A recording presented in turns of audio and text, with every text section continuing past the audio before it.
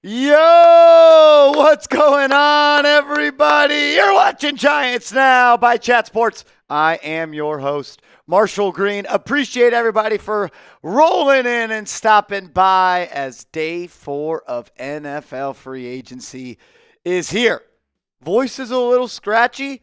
I've lost it. I haven't been able to find it, but we're still here. We're still rolling, and we're still going to get you guys all of the Giants content that you need. Sorry for the delay.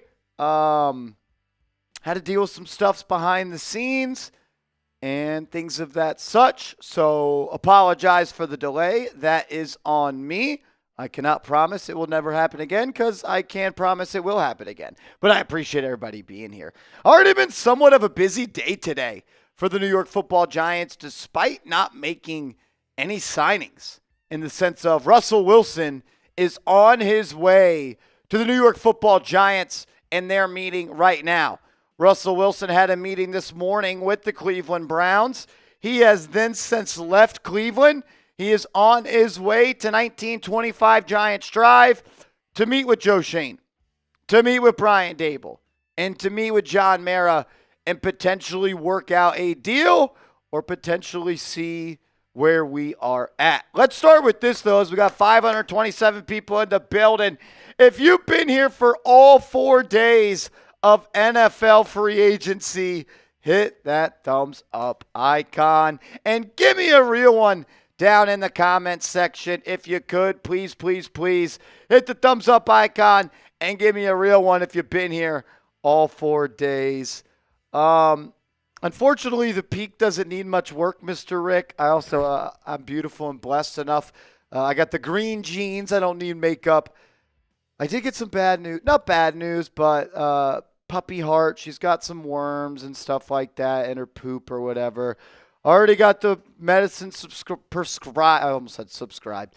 Prescribed. So I'm going to go pick that up after work. Kind of knew that she might have it because my parents' puppy from the same litter, she had some worms as well. But been told it's not the biggest deal in the world. But we got the medicine. We're getting it treated. Already got that ready to go. So gonna have to get out of here before 7 p.m. today, so I can go get Miss Hart the medication that she needs. She was very bloated yesterday. CTM. I have never, and this may be too much information. She pooped like 5 times yesterday, and she's usually a 1 or 2 a day pooper. 5 times yesterday. 5 times she pooped. It was actually insane. I thought she was pooping, and I don't know why she was pooping so much. I thought at first yesterday it was because when she went to the vet, they have that little peanut butter that they put on the mat so that the puppy can lick it when they give her the shots or whatever. And it was ridiculous. It was ridiculous. The nerve of her, Thunder. The fact that she thinks she could just do that, unbelievable. All will be okay, though. Gonna get the medicine. Gonna make sure that she is good and healthy because that's what she deserves. She deserves the best because she is the best. Poop talk? Yup, I'm on a Giants stream. Absolutely. Welcome. It's been Poopville at 1925 Giants Drive for a long, long time. Yeah, worms from mother's milk. Yeah, that's what they said. Said it's very common in puppies. Luckily, it wasn't anything that Papa Marsh did to give it to her, but she's going to be all right. We're ready to go. We're ready to rock and roll here on today's video. Keeping a close eye once again on Russell Wilson. Keeping a close eye again on Aaron Rodgers. If you missed the video this morning, Aaron Rodgers is apparently going to the Pittsburgh Steelers. That is what Antonio Brown told me on Twitter this morning. Some people didn't think it was that funny that I did the video. What I would say is it's okay to laugh every once in a while, guys. The team's lost 25 games in the last 2 years. If you can't laugh at that, then you probably need to just relax a little bit. And I'm probably the most high-strung Giants fan there is.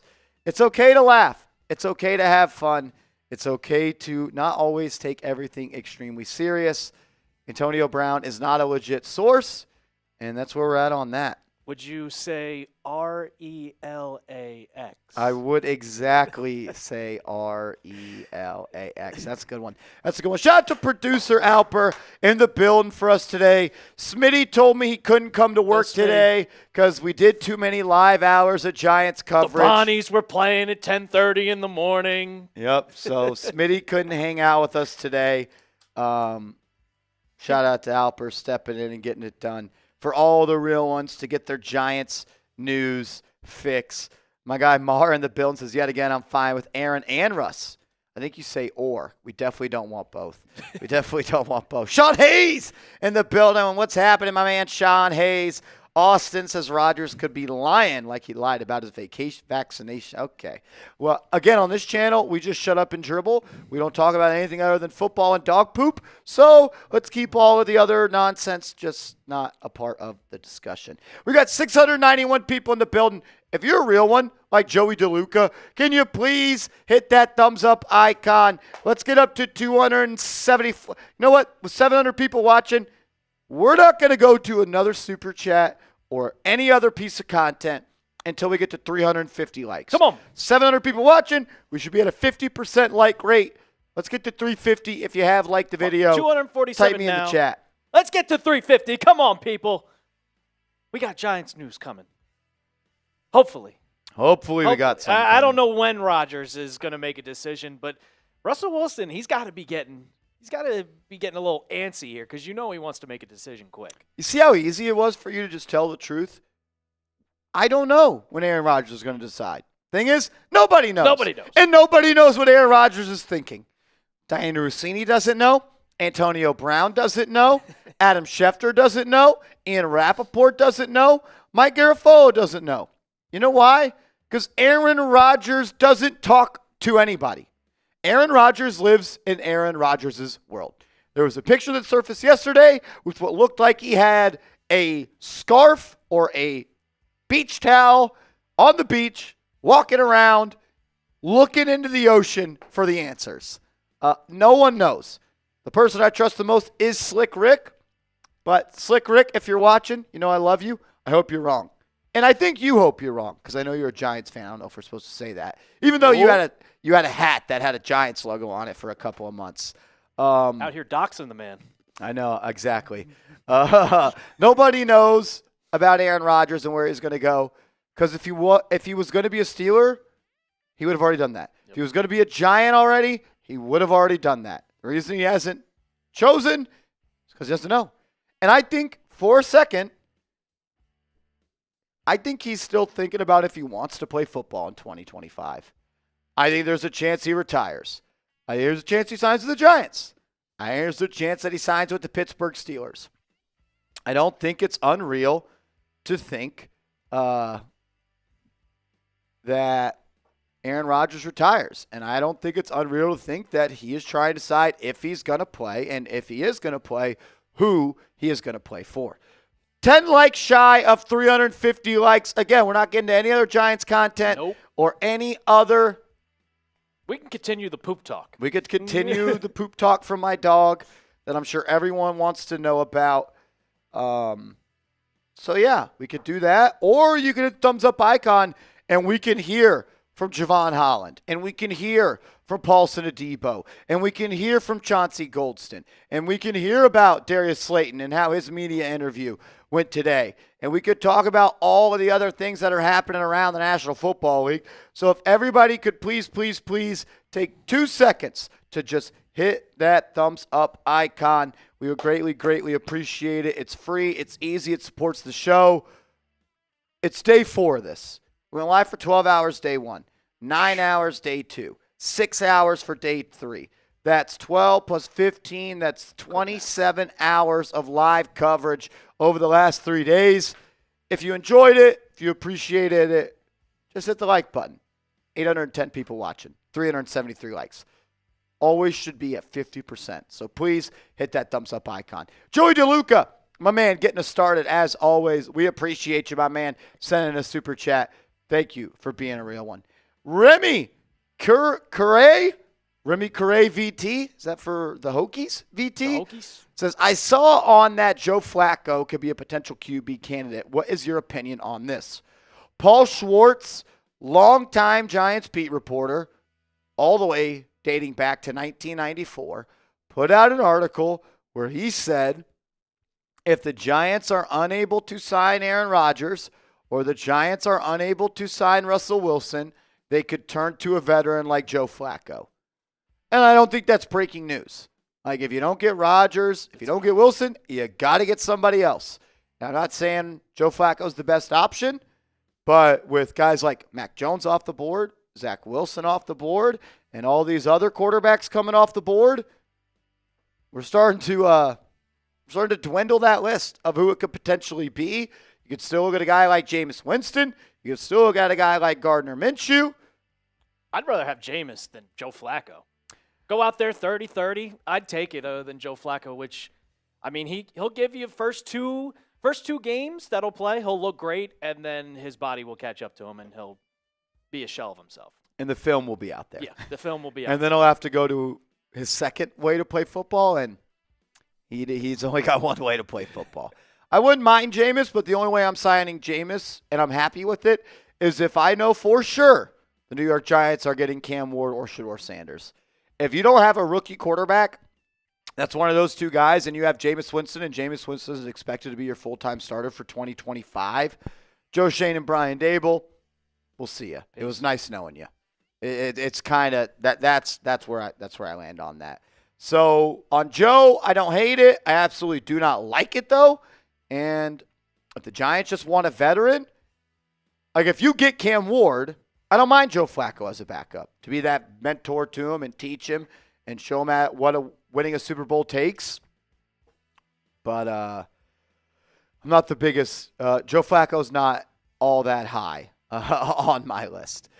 Remy, we appreciate you, my man. Miles Rothfarb, first-time Super Chatters. Shout out to you, my man. If you got a comment, a take, a question, drop it in the comment section, and we'll keep our eyes on that, and we'll try to get to your question. Corey, what's happening, Corey? My guy's been tuning in and being a real one. So let's go, Big Blue. Ready for a great season. Ready to see how great our defense will be. I bet top 10, if not better. When you go out and you pay a defensive tackle $100 million, and you go out and you pay an edge rusher $150 million, and you pay Bobby Okereke $10 million per year, and you go out and you pay Paulson Adebo $15 to $18 million a year, and you pay Javon Holland $15 million a year, and you have the number 5 overall pick at edge, and you have the number 24 overall pick at corner, and you have a third-round pick in the slot that's played pretty good in Drew Phillips. The Giants' defense should be good. Like, it should be better. There is no reason this Giants' defense is not good. You have legit players, or what are supposed to be legit players, at every level of the field. Dexter Lawrence, interior defensive lineman. Edge rushers, Brian Burns. Inside linebacker, Bobby Okereke. Safety, Javon Holland. Corner, Paulson Adebo. Second-round pick in Tyler Newbin at the other safety. First-round pick at the other corner in Deontay Banks. Number 5 overall pick at the other edge rusher spot. Outside of inside linebacker 2, DT2, and slot corner, those are the only 3 starting positions where you don't have tens of millions of dollars allocated or a first-round pick or second-round pick allocated to those spots. Your defense should be much better. Thank you, Beast Mode. I'll send it right now.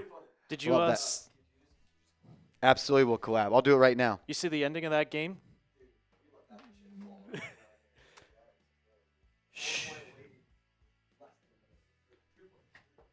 Now, Marsh, I mean, you mentioned how the defense could be top 10, but nothing matters if your offense can't stay on the field. If you have constant 3 and outs after 3 and outs, and you're getting your time of possession is 10 minutes in the fourth quarter to 30 minutes or 25 minutes, your defense is going to get tired.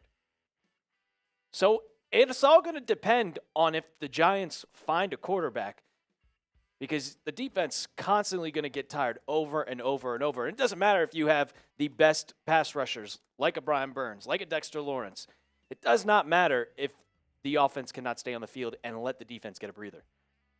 I just think that was the problem with the Giants last year. They could not, once you got Daniel Jones looking like shit, once you had Tommy DeVito in there, who was doing absolutely nothing except in garbage time. That's how he gets over 250 yards. But it all depends on if your offense can have drives go and stay on the field. Yeah, you can't have your defense out there all the time. They're going to get tired. They're humans. But, the defense, I don't know if it's going to be top 10. I don't know what it's going to be. But it should be much better than what it was last year. You've allocated a lot of resources to premium positions on defense. It's time to start seeing some return on investments on those guys. Or Shane Bowen's going to be gone. It's just that simple. That simple. Good question, Corey. Appreciate you being here. Aaron Gutierrez, what's happening, my man? Russ leaving the Browns building is a good sign, I feel. I still want 12, but 4 isn't terrible either. Who's 4? You mean 3? I think he means 3. You mean 3? Finger just pressed the wrong button. They're close to each other. I'll give it to him. I know you don't want the 4 that's on the Browns right now. Mike G, yeah, Smitty needed a Smitty, he's coming into work later today. He's got to do the Warriors watch party tonight. That tips off at 10 p.m. Eastern time, so he's coming in a little bit later. He'll probably, we may see Smitty on Giants Now today, but not right now. He's I think he was actually at my house with Rolly watching the Bonnies. Did they win? Back. They came back. They were down, and they came back and won. Really? So he's probably ecstatic right now. Good for Smitty. Good for them. Russ leaving the building is a good sign. If you want Russell Wilson to be the Giants quarterback, yeah, him leaving the Cleveland Browns meeting without an offer and an agreement, that's a great sign. If you don't want Russell Wilson, it's probably not all that good of a sign. We'll see what it's like, though, very soon. The meeting's going to be tomorrow. Does a deal get done? I don't know. We'll find out. I don't know. Jeff, what's happening, bro? Appreciate the super chat, Aaron. If Russ goes to Cleveland, we get our future QB at number 3. Yeah, I think that could mean it. I don't think it's a slam dunk, though, where I think of it through the same lens as you. If you trade for Kenny Pickett and then you sign Russell Wilson, are you also going to draft a quarterback at 2 while still having over $100 million due to Deshaun Watson and then have 4 pretty big investments at the QB spot with Russell Wilson getting probably $15 to $20 million a year, the number 2 overall pick, $100+ million left on Watson, and I know it's a 5th round pick, but a 5th round pick for a QB4 is a lot. That's a lot. And you're not going to, I don't know. I would think that them signing Wilson takes them out of the QB talks for the pick number 2, but it's the Cleveland Browns. And they make a lot of mistakes. They do a lot of wild things. So could be, but maybe not. But he already left Cleveland without a deal and without what I have heard an offer. So maybe not. I kind of think he was just using that as leverage to try to scare maybe the Giants or even the Steelers possibly. Hey, I'm going to talk to other teams. I'm not waiting on a Rodgers decision. You come get me now. Because, Russ, he has a Super Bowl. He's been a great quarterback over the years. He's probably got the confidence that he's just as good as Aaron Rodgers. So it's probably pissing me off. He's 100% wrong. But if you're thinking in your head, if you're if you're Russell Wilson, you're confident, you're cocky. You're like, team should want me. I'm not waiting on Aaron Rodgers to decide. So I think it could be a little leverage. Mr. Rick, I did leave. Well, I didn't leave. Technically, I didn't leave them unsupervised. I've got my puppy Hart watching them. Hart is watching Rolly and Smitty.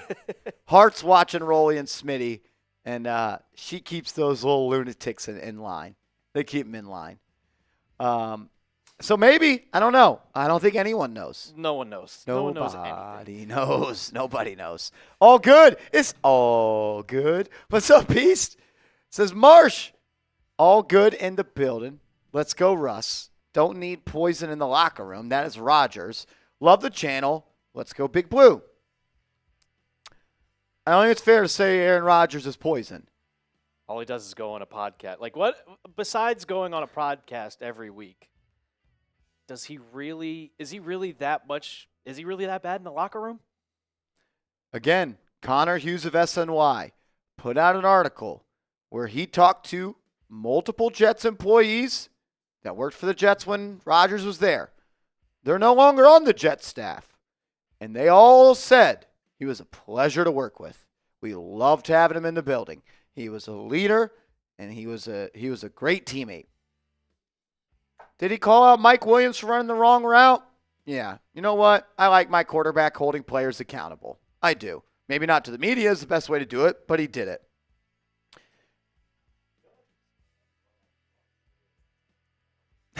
It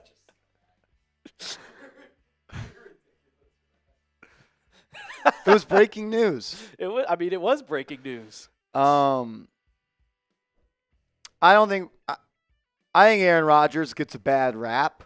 But again, I've been drinking Aaron Rodgers Kool-Aid for about a week now. So maybe I'm not the best judgment on that one. But let's not act like Russ is just a model locker room guy. Did we forget that the team that he went to two Super Bowls with, everyone on that defense hated Russell Wilson? Hates him. Did we not forget that the Denver Broncos took over $100 million in dead money to part ways with Russell Wilson? Do we forget that the Pittsburgh Steelers paid Russell Wilson last year, the veteran, a minimum, and they don't want him on the team anymore, and they want to go get Aaron Rodgers? The team that just spent a whole year with Russell Wilson no longer wants him, and they want Aaron Rodgers over him. I'm not saying they are people I want marrying my daughter. I'm not saying they're people I want running for president. But yeah, I would be pretty damn happy if Aaron Rodgers was my quarterback. I don't necessarily think that it's fair to say he is poison because he said something about his vaccination status and he has political views that you may disagree with. And he does ayahuasca. I don't know. How good do you throw a football? Aaron Rodgers still throws it at one of the best ways in the NFL. And to be honest with you, that's what I want. I want the best quarterback the Giants can get. And that's Aaron Rodgers for me. I guess he has a podcast that he goes on. Well, just like Eli Manning did a radio hit for 15 years, every week. J.R. Smith goated. What's happening, my man? Respect, Marsh. Love the grind. Let's get it. Shout out to you, bro. Thank you for being a real one, hanging out with all of us. Keep being you, bro. Thank you. Malo. Hope I'm saying that right. MC. What's up, Mr. Cortez? Wilson would fit better since he is mobile. Is he mobile? No. Is he more mobile than Rodgers? Russell Wilson in his prime was mobile. Oh, in his prime, maybe 10 years ago. Russell Wilson 5 years ago was kind of mobile. Yeah. Russell Wilson last year, no. Not mobile. It's real. What's awesome about sports is all the plays are recorded, and you could just go to YouTube and watch them. It's so. I think the best thing about Twitter is when someone will post highlights of someone, and then you're like, "Isn't this from the Obama administration?" Yeah. Or they name some obscure player that's been out of the league for 5 years. Do I see this guy in those highlights? Russell Wilson's not mobile anymore. Is he a statue? No. But I would say Tommy DeVito, Drew Lock, and Daniel Jones are far more mobile than what Russell Wilson is at this stage. And I don't think anyone has ever said Drew Lock and Tommy DeVito are mobile QBs. I'm not trying to pick on anyone. I'm just here saying what I believe. I don't believe that Wilson is mobile anymore. He's a pocket passer that doesn't throw over the middle of the field, and he throws contested jump balls outside the numbers at way too strong of a diet. That's what I got. Tanish, Joshi, what's up? Hope I didn't pronounce that wrong, but I know I did. What's happening? Other QB, what position do we target in the draft? All of them. There's no position the Giants should shy away from in the NFL draft. You could use an upgrade at a lot of spots. At the end of the day, the Giants, every pick of the way, should take the best football player that's on the board. Yes. When you win 3 games, the season after you won 6 games, that means you don't have a lot of great football players. And if you think there's a player on the board when you're on the clock that has potential to be a really good football player, just take him. Just take him. Like, I understand the idea of I want to marry BPA and team needs. Joe Schoen tried that the first 2 drafts he was here. He had the first 2 worst drafts I've ever seen a GM have. What did he do in year 3? Kind of went more for best player available. He could have went for quarterback and J.J. McCarthy or Michael Penix or Bo Nix. But he took Malik Neighbors, who was the best player on the board. Worked out pretty well. You never go broke taking a profit. You never go broke. You never get bad if you take the best football player every single time when you draft. Just my thoughts on that. Kevin C., $10 super chat. Appreciate you, homie. Stay at 3. Pick BPA, best player available. Get Winston for cheap. Draft Dart in the 2nd or Shuck in the 3rd. Tyler Shug. Either will play back half of year and evaluate. Draft another QB in 2026. Will we pick? I just don't. You had me in the first half. Stay at 3 and pick BPA. And then you drove into a ditch. Get Jameis Winston for cheap? We want good. I already crashed out about this. I'll speak for me. I want a good quarterback. I don't want a cheap quarterback because cheap quarterbacks are not good quarterbacks. There are things in life you don't go cheap on. Quarterbacks, AC, structure of a house. Like, there's some things you don't go cheap on. I want a good quarterback. That's what the Giants want. That's what Joe Schoen wants. It's important to listen to when Joe Schoen speaks, you should listen. I'm not saying he's going to tell you exactly what he's doing, but Joe Schoen said, I'm open for taking swings at QB. I want the quarterback that is going to win the Giants the most games possible in 2025. That's not Jameis Winston. And if you do go cheap, what are we going to do with the extra cap space we have? Just not use it? Thing is, the market's dried up. There's no more elite receivers. There's no more dependable elite guards. There are no more elite defensive tackles left. So why are we going cheap at this point anymore? If you wanted a cheap quarterback, you sign one when free agency opens, and then you spend the remaining cash building up the roster. But the people you could build out the roster with are no longer there. So you've saved this money. And I just want to make this abundantly clear. The Giants aren't going cheap. They offered Matthew Stafford $100 million guaranteed. There's a report out there now that they've offered $90 million to Aaron Rodgers. They don't want to go cheap. You know why? Because cheap quarterbacks are not good quarterbacks. And when you don't have a good quarterback, you lose games. And if the Giants lose games this year, you know what happens? Joe Schoen, you're fired. Brian Dable, you're fired. Now, I'm not saying firing them is the wrong thing. I said before the end of the year they should have been fired. But do you think Joe Schoen is going to go into the season with Jackson Dart or Tyler Shuck and Jameis Winston to save his career in the National Football League? Come on. Like, maybe I'm the idiot, but that's just the way I look at it. I don't mind Jackson Dart in the 2nd because he's shown that he has potential. He's just extremely erratic, and maybe with a good coach coaching him. But I don't see anything in Tyler Shook. I don't know why he's a good prospect. I watched a lot of Louisville games thanks to betting purposes, and he's not good.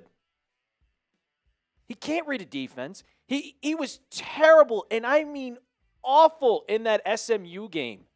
Go watch the tape.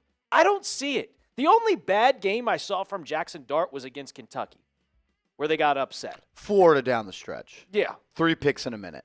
Yeah. But if you find a good quarterback like Jackson Dart, he has the tangibles. Or if you find a good coach, you could maybe coach him into being a good one. I don't know. That's a gamble you have to be willing to take, but I don't see the tangibles in Tyler Shough, especially in the third round.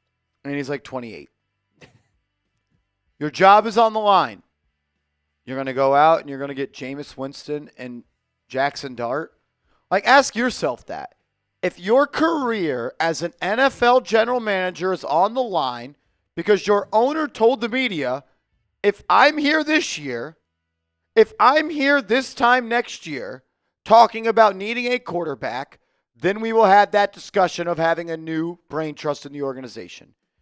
If your boss tells you that you have to get the franchise quarterback of the future this offseason and you return to him with, John Mara, I did it. I got him. Jackson Dart and Jameis Winston. That's your plan? That's your plan? Hope it works out for you. I hope it works out. And then draft another quarterback at 2026. So you're going to draft a quarterback in the second round of the 2025 draft. You're going to plan for half the season. And then you're going to draft another one?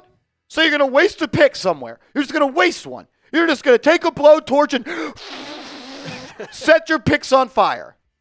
Kevin, I love you.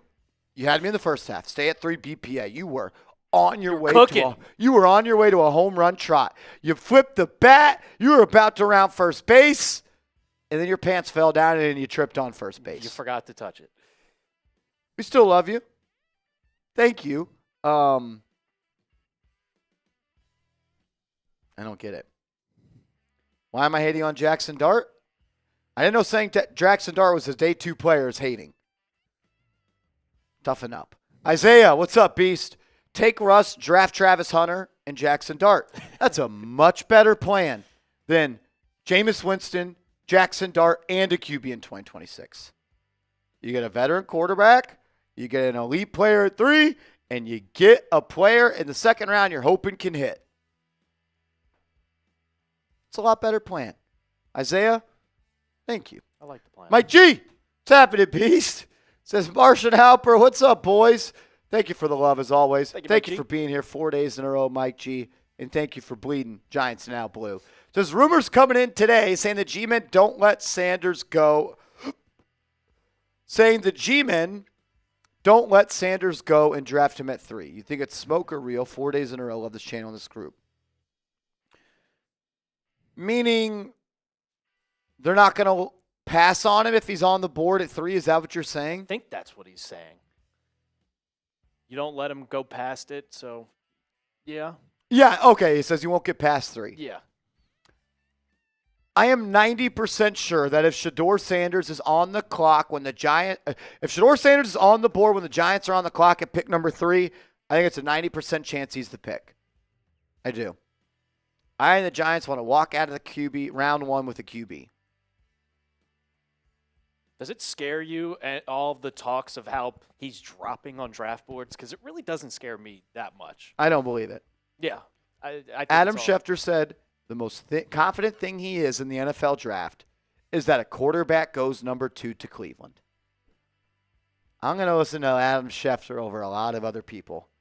And I believe Cam Ward's going 1 to the Titans, which would mean the next quarterback is Shedeur Sanders to the Browns. I don't see Shedeur sliding past 3. I don't. I will tell you I am shocked, and I will tell you I am wrong. That's what I think. What up, Gennaro? Alfieri. I think I killed that one. Alfieri, what's up, Beast? Thank you for the love. Appreciate you. If you have a comment, let us know, bro. Would love to chop it up with you about the G-Men. Paul Bigelow. What's up, homie? Rodgers could still retire. He might not even play. Yeah, I think it's a chance he does retire. There's a reason he's taking a long time to decide. Because he hasn't decided. He doesn't know. Do you think he knows who he's playing for? And just like, I'm going to fuck with these people. Maybe. I don't think so, though. No. I don't think so. If he would have retired, he would have done it already. He would have done it and been the center of attention before free agency. But now he gets to have all the attention right on him. And specifically, whenever he signs, that's going to be the biggest talk of whatever it is. Rodgers to wherever he goes. When it's going to happen, no one knows. It'd be funny if he did it like the day of the draft. But I don't think if you're the Giants or the Steelers, you can't wait that long. You cannot wait that long. Kim Nine God with a $2 super chat. Have you done any scouting of Jalen Milroe, the QB? A lot. Look, I think there's some upside there. There's a long way to go, too. He has an elite trait, being able to run the football. He throws a really good deep ball. Everything else, he's got a long way to go. Yep. I think he could benefit from sitting 2 years. 2 years. And growing as a player, learning how to be a quarterback in the NFL. I almost, people are going to call me crazy. I don't think it's unreal to think that it's a better idea on day 2 to take Jalen Milroe over Jackson Dart. So I think there's a world where Jalen Milroe can be a better quarterback than Jackson Dart. Just like I think there's a world Jackson Dart could be better than Jalen Milroe. There's already something Milroe does at an elite level. Run the football. Yep. Jackson Dart doesn't do anything at an elite level, in my opinion. Arthur says you're high. I wish, dude. I wish. Jalen Milroe looked great with Nick Saban. And then the year after Nick Saban left, he kind of went downhill. But Alabama as a whole went downhill. The whole team didn't look as good. We go a year ago, Jalen Milroe, he was talked about being a first-round pick. He still has that talent and that potential. Long way to go, and he may never get there. But I like betting on traits. And I think that he could be an elite runner in this league. Day one. Long way to go as a passer. Long way to go. I don't know if he ever gets there. Probably unlikely he ever does get there. But what if he does? I think it's a pretty good quarterback. Why can't he be Jalen Hurts? I think Jalen Hurts went round 2, right? Oh, yeah, he did. Yeah. If I would have told you who won that draft, Jalen Hurts draft was... I think two of the same draft? 2020? That was the COVID draft. Joe Burrow... 2020 NFL draft. Yeah. And you got to remember, Jalen Hurts got benched for Tua. If you said that you thought Jalen Hurts was better than Tua, someone would have asked you if you were high. Someone would have said you were stupid. Is there any GM in the world that's taking Tua over Jalen Hurts at this point? Nope. No. So much about quarterback success coming out of the draft is where you go, how you develop, and how the team builds around you. I think there's a world that a team could develop, build around, and get the most out of Jalen Milroe. It may be 5 years away. It could be never. Matters where you go. Matters who you're coached by. Matters who your GM is. And it matters how bad do you want it. We'll see. I don't think it's crazy. And to say that I am high because I think Jalen Milroe could be better, or a more enticing prospect than Jackson Dart, go look at all of the people out there that do this for a living, that cover the NFL draft. There's a lot of them that agree with me. Scrooty, what's up, Beast? Joe, Dable, and Malik and me need to go meet Rodgers at that beach. The deal would be done. Scrooty, you're the big dog. Scrooty comes in with the wooden bat, and he gets the deal done. Thank you for being here, Beast Mode. Thanks for bringing good vibes. Sean Hayes, my man. Oh, shit. AB reports Rodgers is eating a cheesesteak in Pittsburgh. Damn it. Seriously. If you want New York to be in the playoff hunt, Aaron Rodgers. If you want to win 7 games, Russell Wilson. Tommy, for once, says, Marsh, your takes are failing tremendously. Hey, you know what? I think your takes are failing tremendously. See how easy that is? Carbo says McCord over Milroe. That's a high take. Ivan says, Marsh, you sound desperate. If you're here on day 4 watching Giants Now coverage, you're desperate. And I am desperate. You know why? Because we're fans of the New York Giants. We've lost 25 games in the last 2 years. Yeah. We don't have a quarterback on the roster that is looked at as a starter in the NFL. No fucking shit, we're desperate. Yeah. Like, what? Why do you think we're all high and mighty and we could just act like we don't need a quarterback? Oh, hey, we got Tommy DeVito. We don't need one. Aaron Rodgers, we don't want you, even though they've waited 4 days. I'm desperate, but it's the Giants that are waiting. I don't get it, man. It's always somebody in the chat that just pokes their chest out and thinks they're just all big, bad, and tough. Because I'm not desperate for a quarterback. I love Daniel Jones. Daniel Jones is my daddy. I have a picture of Daniel Jones on my wall. We just had to watch Daniel Jones play football for 6 years. We've lost 25 games in the last 2 seasons. Our GM and head coach are on the hot seat. No shit, we are desperate for a quarterback. We are dying of thirst. And there's a cup of water right there. I want the cup of water. I think with Aaron Rodgers, you are firmly in the hunt graphic. You are in the hunt graphic with Aaron Rodgers all season long. With Russell Wilson, I'm not so sure about that. Not so sure. Yeah. Sean Hayes, to me, I'm just playing, please God, either one. Either one is fine. But one option is a lot better than the other. Either option is fine. And if Russell Wilson's Giants quarterback, I'm going to convince myself that he can be good and that the Giants can win games with him. Just like I did with Daniel Jones. Because we're desperate. You're not too cool for school if you need a Giants need a quarterback.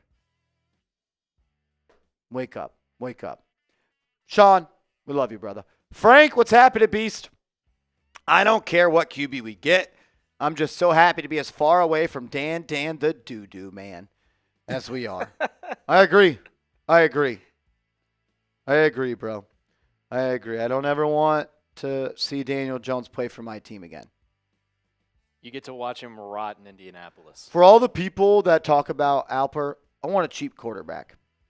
I wouldn't let Daniel Jones pay me to be my quarterback. Oh, hell no. You know why? Because he's a bad quarterback. He's terrible. Nobody wants bad quarterbacks. Bad quarterbacks are cheap quarterbacks. You want to talk about desperate for the Giants? How desperate do the Colts have to be where you draft Anthony Richardson top 5 and you're already giving up on him and your savior is giving Daniel Jones $17 million. Yes, $17 million. How desperate can you get? Because you don't give a backup quarterback $17 million. You just don't. So they clearly do not believe in Anthony Richardson, and they clearly think, okay, we're gonna go with Daniel Jones as our starter. We're gonna say he's competing in training camp, and I know how bad Anthony Richardson is, so they're just gonna throw out Daniel Jones in there and be like, all right, we're good. That's being desperate. I just don't get why, we're acting like we're not desperate. What's up, Picho? That's my guy. Picho, you're a legend, bro. Thanks for being here. Frank, yeah, as far as way we can get from him is where I'm at. That's what I want to do, and that's where we are, and we're going to do it. Oh, man. We got a 3-point goal. Jason Lopez. Bang! Give me some JLs in the building. Jason Lopez.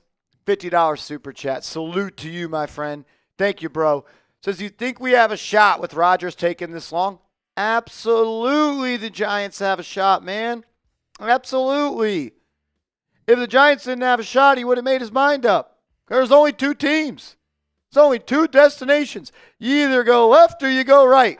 And if you couldn't go right, you'd already have gone left. Yes, the Giants have a shot. What's the app, the betting app we were talking about? Polly, what is it? I don't. You don't know about that? I know all about it. I just don't remember the name. Where, I mean, you could say like it's dropped, like the odds of him going to the Steelers was dropping. I don't understand how the analytics of that works. I just bet. When I bet. Polymarkets. That's it. Polymarket Sports. Pauly Market Sports also knew that Josh Allen was going to win the MVP. Yeah, when nobody believed that happened. Pauly Market also knew that, and again, shut up and dribble, who the president was going to be when people did not know. I'm not saying they know or they don't, but they're very accurate. The Giants' odds to get Rodgers have yesterday. The most likely odds, according to Pauly Market, were Steelers, Vikings, Giants. Giants have now leapfrogged the Vikings. Now, why is that? Absolutely got a shot, Jason Lopez. Absolutely. And to put it in perspective, I remember because, I'm a big sports betting guy. Josh Allen to win MVP was right after, I think, Lamar Jackson got announced as first-team All-Pro. Josh Allen was like plus 800, plus 700. And then his the Pauly Market just jumped. And everybody was like, this is weird. Why is this happening? Next thing you know, line jumps right down to plus 200 for Josh Allen. He ends up winning MVP. They know something. There's a shot. How good of a shot? I don't know. Because I don't even think Aaron Rodgers knows. It's a two-team race. Giants are one of them. They got a shot. Thanks for the love, bro. Major, major love. Give me some JLs in the chat. We appreciate you, homie. Tanish. Joshy. I don't understand the Dart stuff. Pisses me off. Apparently, if you say Jackson Dart's a day 2 prospect, you're hating on him. Even though Mel Kiper says it. Even though Todd McShay says it. Not Charles Davis. Not Charles Davis. I guess we should learn not to listen to some people. Dane Brugler says it. If Dane Brugler says it, it's probably pretty close. He's the best in the business. Best in the business. I think it's a day 2 pick. And, that's all I have to say about that. That's all I have to say about that. Jonas Seabolt. Beast mode. Thank you for the $5 super chat. Need more line help on both sides. A few out there still to sign. Let's go, AR. Make a decision already. Lloyd Morris. You crack me up, Beast.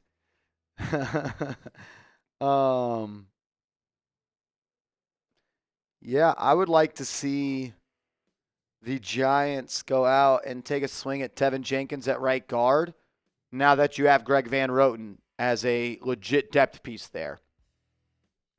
Maybe you go out and take a swing on Mekhi Becton because you know Greg Van Roten is a legit depth piece there now. You still need a starting defensive tackle.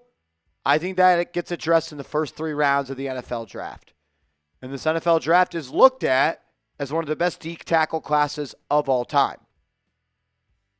You can get a starting defensive tackle in round 3. And the Giants, they have 5 picks inside the top 105. That's how you rebuild a football team. 5 picks inside top 105. You should walk away with 3 starters. If you're a good GM, you should walk away with 5. That's 3 starters right there. All 5 should be contributors in year 1. That's where we are. Explix. What's happening, Beast? Thank you for the love. I don't know if it is real, but I saw Aaron Rodgers was seen in Newark. Not real. Just like Larry Fitzgerald was seen there. Not real. Saw it in Logan Airport, baby. It's a running joke. It's a running online joke. It's my favorite meme of all time. He was on the beach somewhere yesterday. Nobody knows. Thank you for the support, my man. Michael Pons. If we get Ward, should we draft for Restrepo too? Sure. I think Restrepo's going late second round. Late second round? I think. He's a good player. He's a great player. Bona fide slot receiver. Was the beach in Australia, Greg Congdon? Is that what they're saying? That's where the beach was? Pete Cho says Bigfoot was seen in Newark, too. Pete Cho was seen in Newark. Newark airports. So he's in Australia? That's hilarious. That's hilarious. If we get Ward, should we draft for Restrepo? I'd be cool with that. My thought process on drafting a quarterback is this. Paul C says, damn, read everyone else super chat. We are. We're getting to him. We are, bro. There's a lot, brother. Paul C, we're getting to him. We are. Hey, wait your turn. Wait your turn. It's okay. We'll get to you, man. It's all right. Hey, relax. We're going to get to your super chat. 1, 2, 3, 4, 5, 6, 7, 8 people super chatted before you, Paul C. 8 people did. Paul, should we let you cut the line? Are you more important than everyone else? Guys, what do you think? Should we let Paul cut the line? What do you think? I don't know. You seem pretty important, Paul. Should we let you cut the line and say, F all the other people that did the same thing you did? Come on, man. Come on. Have some respect. If we get Ward, should we draft Restrepo? My thought process on drafting a rookie quarterback is this. Do whatever you have to do to make them as comfortable as possible. Because if they're comfortable, the chances of them being good are going to go up. So, yeah. It's weird. Everyone says, no, you shouldn't be able to cut the line. Why do you think you should? Send it to 50. Are you the youngest child in the family? Do you get special treatment? Do you get to sit where you want to sit on the plane? If you want the aisle seat, you get the aisle seat. Do you get the big piece of chicken? You get the big piece of chicken? Come on, man. If we get what? Yes. Draft the rookie quarterback, make them as comfortable as possible. As comfortable as possible. Kim 9 God. Maybe, I don't know. Maybe it should. Kim, I saw you weren't cool with Paul cutting the line. What's up, Kim? Thank you for the love. I believe our draft should consist of best pick available, a wide receiver, then send it on defense and O-line. Maybe chance on Dart or Jalen Milroe. Paul, we'll do this. You sent $100 super chat. We'll let you skip the line. How about that? Deal? Deal? I believe our draft pick should consist of best pick available at 3, then a wide receiver, like a wide receiver on day 2, or the best wide receiver at 3. I think that all of the picks should be just best player available. Whereas that only thing at that should jump it is quarterback. Mm-hmm. Quarterback's the only thing that should jump best player available because that is a dire need. A dire need.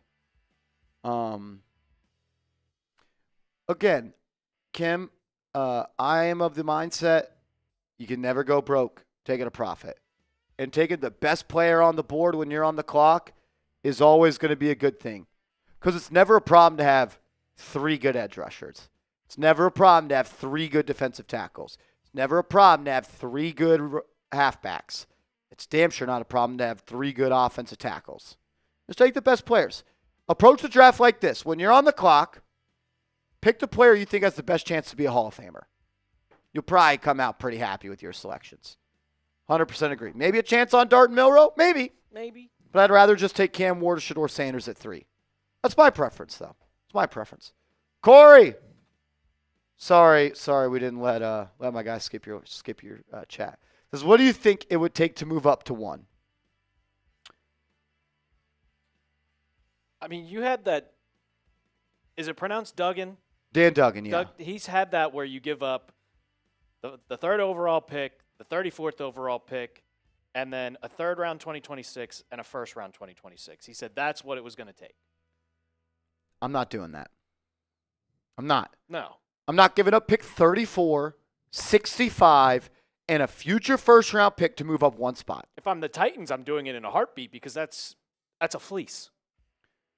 And it is just 1 spot. I know it's 2 spots. You're literally just moving behind 1 person to pick. You're just moving behind the Browns. You're still going to get the guy you want at 1. I think what is it going to cost? What's it going to take, Corey? It's going to take the Tennessee Titans to come to the agreement that Cam Ward is not a franchise quarterback. That's the only way a trade happens.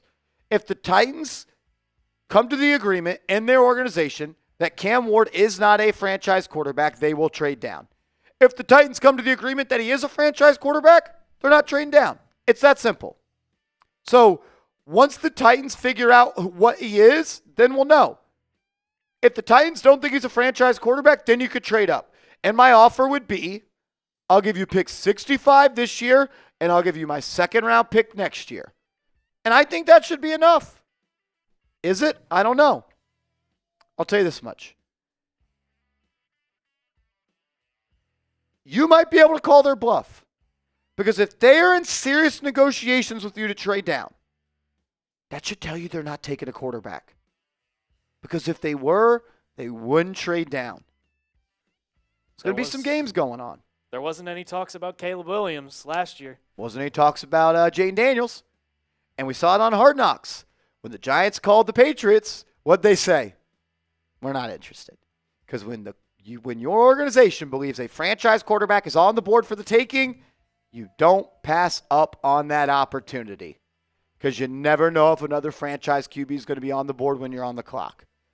So we could talk about, it'll take this pick, it'll take this pick, it'll take this pick, and this pick, and this pick, and this pick. But at the end of the day, it comes down to the Titans think Cam Ward's a franchise quarterback.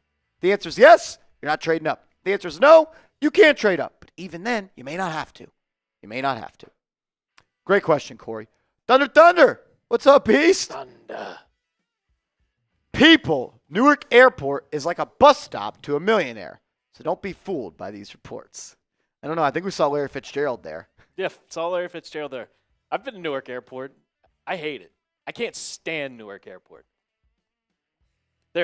So if you want to get an airport beer at 5 o'clock in the morning, because that's what I was planning on doing. I had to go to Newark Airport because I took a flight out to St. Louis for Mardi Gras a year ago, and the stop was in Newark Airport. It cost, I'm not joking, anywhere you go, there's no chain in Newark Airport. I like Chick-fil-A breakfast. I wanted some chicken minis. I wanted a chicken biscuit. Nope.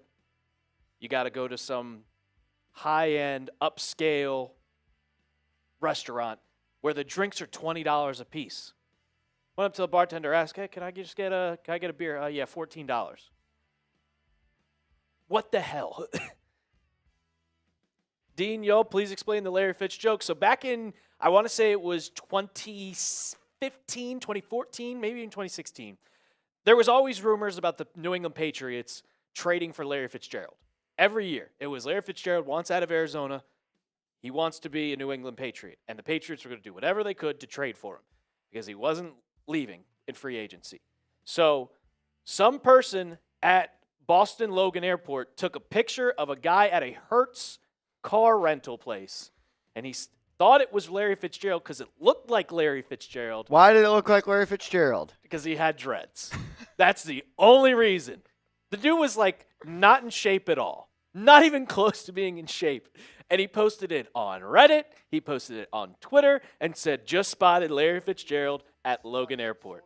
So every single time now, it's just become a running joke for the last 10 years. Every time a free agent that's highly interested or a team is highly interested in them, some fan or anybody takes that same picture of Larry Fitzgerald at Boston Logan Airport and posts it and says, "Oh, just saw this guy at whatever airport that city is in." So, for example, just saw Aaron Rodgers at Newark Airport. Puts that picture and posts it, and it's funny as hell. Said his name perfectly. Let's go. Hell yeah. To whose? Dean Yule. Dean Yule? I think I always mess that up. I think I just call him Dean. Dean. Also, when I went to go on Newark Airport, when I went to go get on my plane, I had to walk outside, and it was one of those mini planes, and we just had like a step ladder to get on. Crazy airport. Yeah, I was. Brandon Ayuk was at the Newark Airport. Yep, Brandon Ayuk, he fell into that joke at one point as well. Thunder. Ooh. Shout out to you, Beast Mode. Tim Boyle. Tim Boyle. Or re-sign me and all your problems are gone. I thought you threw the best football of any quarterback the Giants had last year. That's so bad. And that says everything you need to know. Oh, man. Thank you for the love, Timmy. $20 super chat from Alan Manrick. Alan Manrick, my guy. The reason Marsh crashed out 2 days ago about Aaron Rodgers and Russell Wilson. What's up, Alan? I feel the vet QB we're trying to get should be more of a mentor to our drafted QB rather than one that could get us to the playoffs. Could we be hurting ourselves trying to win this year instead of focusing on next year? No, I don't think so. Because building up the roster is always a good thing. And creating a winning culture is always a good thing. And showing a young quarterback how to win games is better than having a young quarterback watch losing football. A rookie quarterback is going to benefit more from being in a film room, being in offensive installs, and being in film sessions with a good quarterback that's been elite in this league, that's going to the Hall of Fame, that has multiple MVPs, and has won a Super Bowl, and a Super Bowl MVP, and is looked at as the best thrower of the football ever. I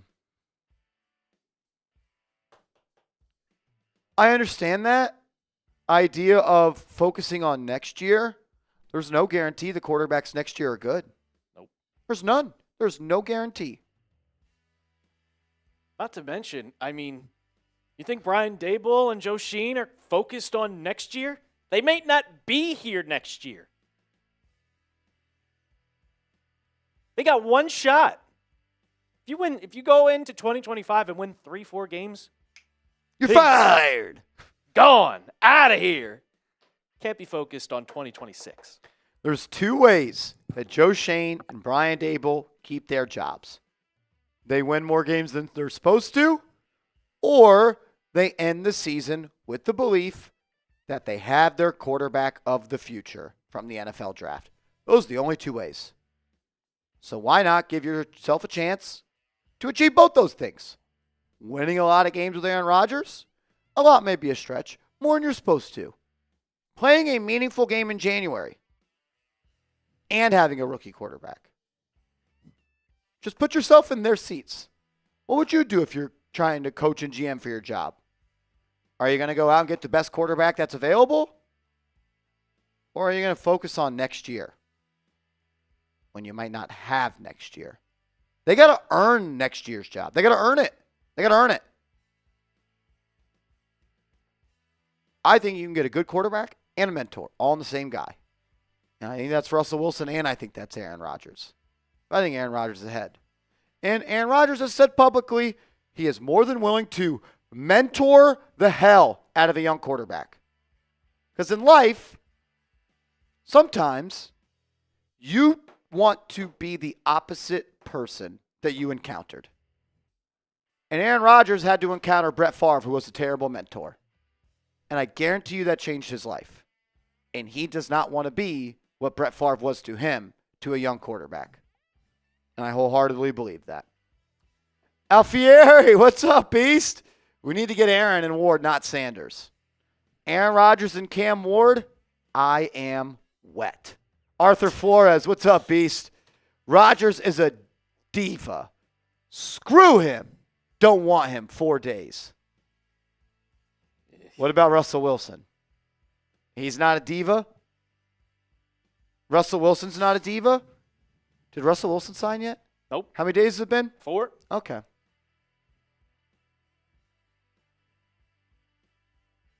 Come on, guys.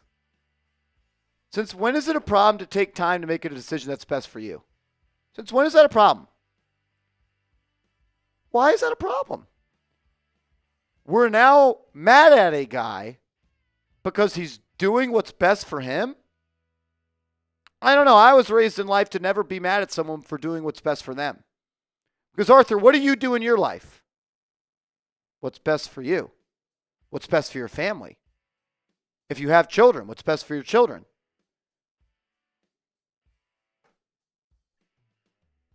Isn't that what we're all supposed to do in life? What's best for us? What's best for our families? What's best for our futures? I don't know. I don't think that's fair. I don't think that's fair either.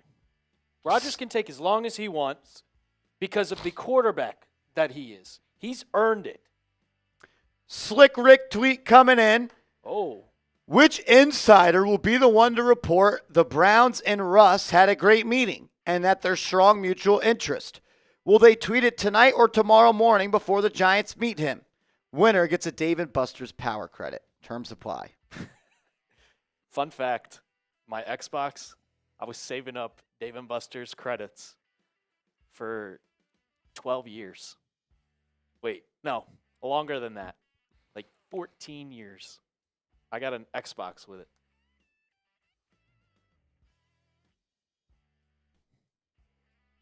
What's up, LHS broadcast? How we doing? Like, this isn't the commercial back in the day. It's my money and I need it now. Come on, guys. Come on. He's doing what's best for him. He's deciding if he still wants to play football. I would rather him retire than rush into a decision and then not be all in. I don't think, nothing's changing. The Giants are willing to wait. I don't know. Mike G, does $365.99 and a 2026 third rounder get us to number one? I think that's a great offer. I do. I don't think they're taking it. That's 3 picks inside the top 100 to move down 2 spots. If they think that Cam Ward is a franchise quarterback, no, it's not going to be enough. Nothing will be enough. But if they think Abdul Carter is the best player in the class and they want him, I'd do that deal in a heartbeat. You're not getting a better offer, and you're also not trading down to a spot you could still get Abdul Carter. 65 is a premium pick. 99 is a good pick. It might have to be a 2026 second rounder, but I think you're very close. It comes down to what they think. Everybody give it up. Paul C. Paul I hope C. he's still in the chat. Everyone give me a Paul C in the C. chat. Thank you for waiting in line. Thank you for supporting the channel. We love you, man. We love you. Signing Russ or A-Rod helps the price to move up to number one go down, I believe. Stars kind of align with the unexpected bump in compensation picks. Tennessee does have a huge gap between picks. 100% true, Paul C. The Titans have 2 picks in the top 100. 2. What's up, man? What are we doing? Yep. The dog days of free agency now are here. Why isn't it Russell Wilson's fault? If it was Russell Wilson's fault, then it's also the Giants' fault.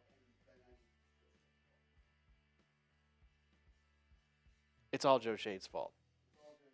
Yeah, sure. I'm all right. I'm good. I'm all right. I'm guessing you're saying signing Russ or Aaron Rodgers helps the price to move up to number one go down. Is the thought process there, Paul, because the Titans don't see the Giants as desperate? Is that what you're saying? Because I can kind of align with that. Then he says stars kind of align with the unexpected bump in compensation picks. What I'll say is,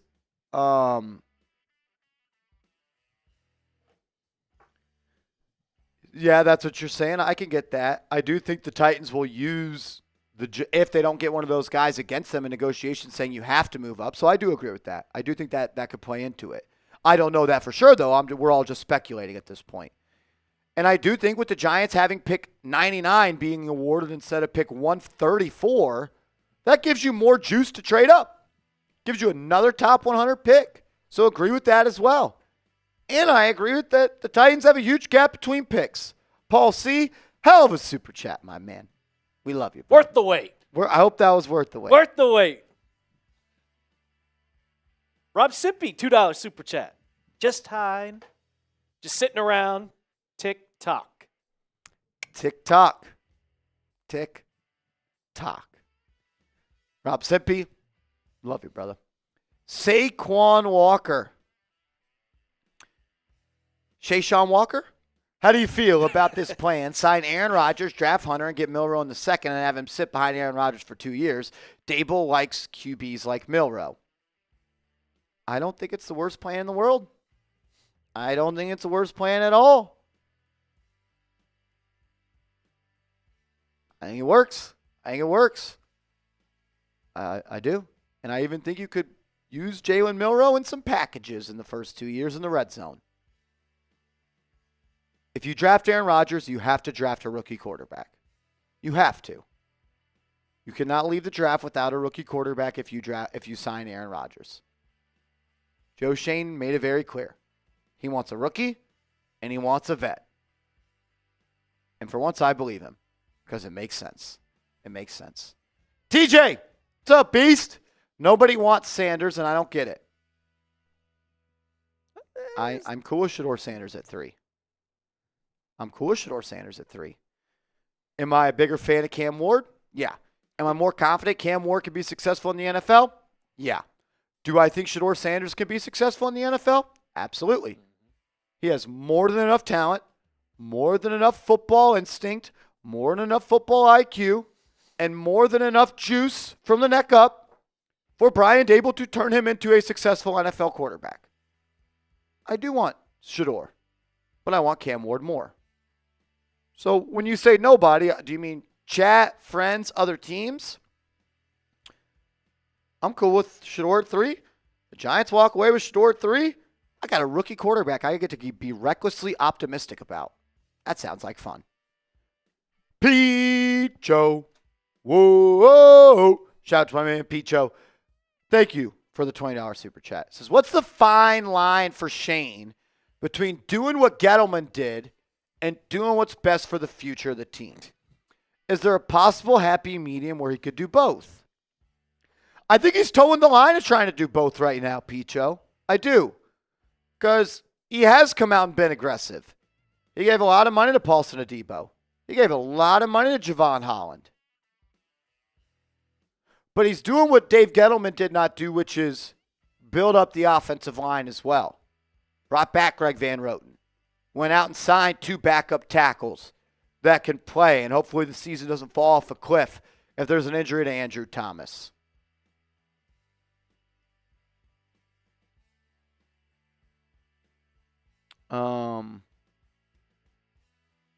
I think there is a world you could do both. But, I also want Giants fans to understand this. The team had one of the worst rosters last year. They had to go out and sign good football players. You had to.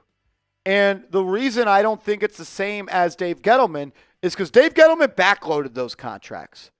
Joe Schoen is not backloading these contracts. Year 2 and all the multi-year deals are the highest price. You know why? It's a secret. Nobody tell anyone. The Giants are going to draft a rookie quarterback, and next year, Daniel Jones' $20 million cap hit comes off the books, and you're going to have not a lot of money allocated to the QB position. The Giants are telling you what they're going to do with the way they're structuring these contracts.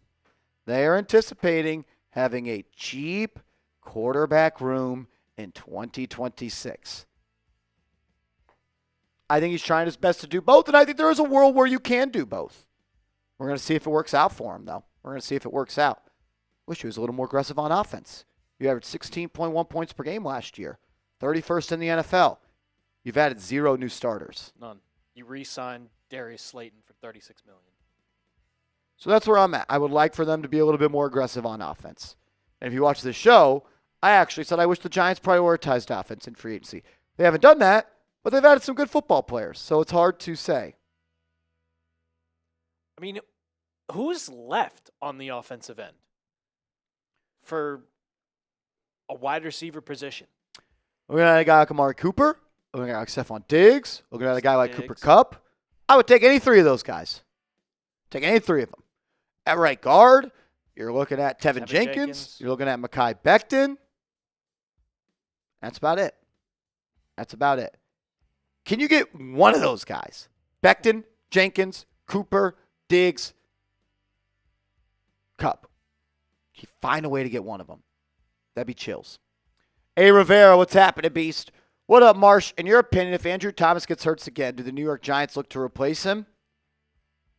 If Andrew Thomas has another season-ending injury, you have no choice but to seriously think about the future with him.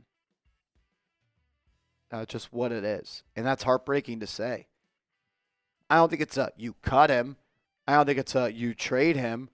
But you have to make an even more strong effort than you already have to have a legit backup. Like one that you are extremely confident in starting all 17 games.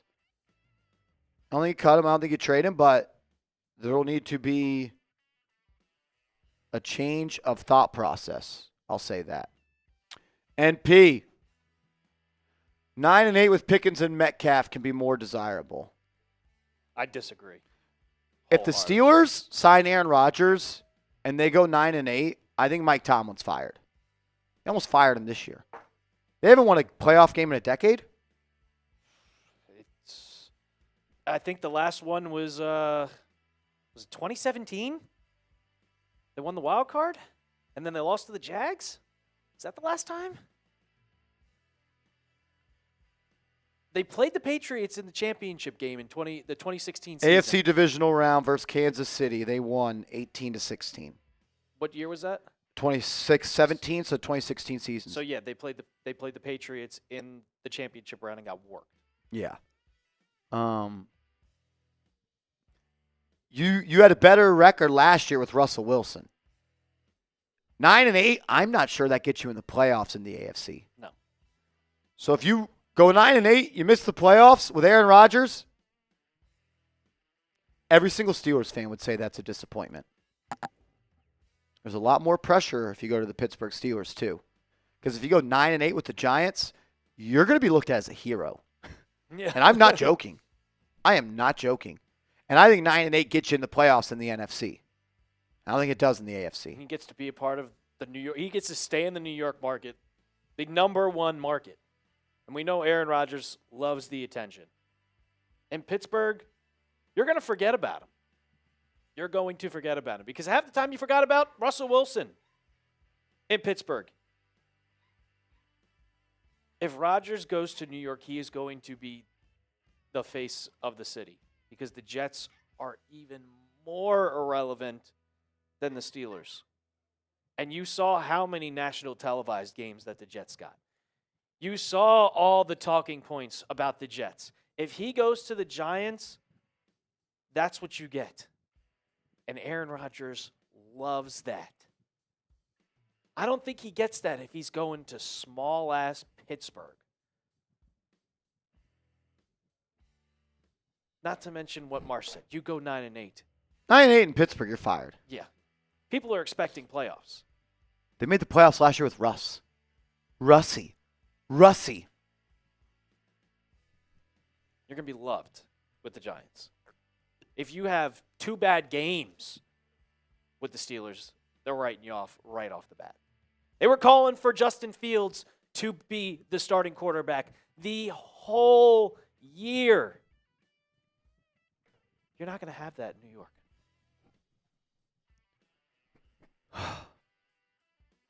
Shout out to y'all. 1,060 people watching. If y'all could, please hit that thumbs up icon. We're just answering questions from all the real ones.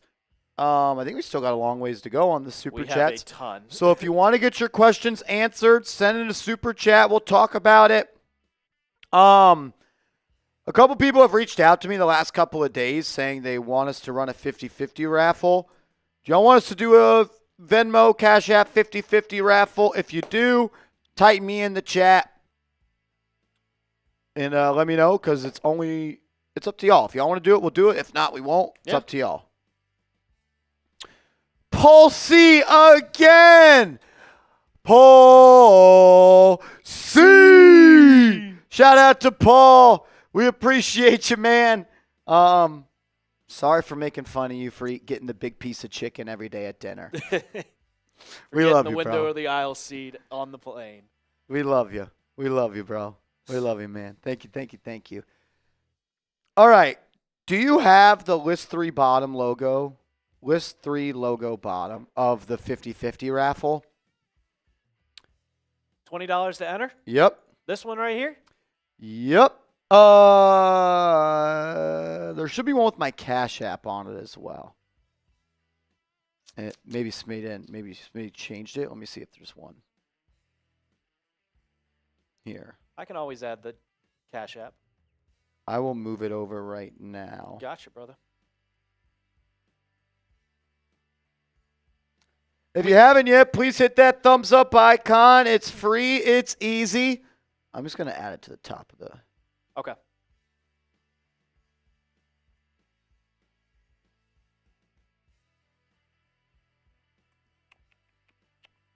Oh, wait. I got it. No. So we had to do the chat sports one, but we'll do mine. Marshall Green _ Hold on. Smitty's coming in late, the Rising Sun. So you got Mr. Brett Alper taking over the reins for Smitty for the time being. He had to sit back and watch. All right. How does the one at the very top look? Hold on.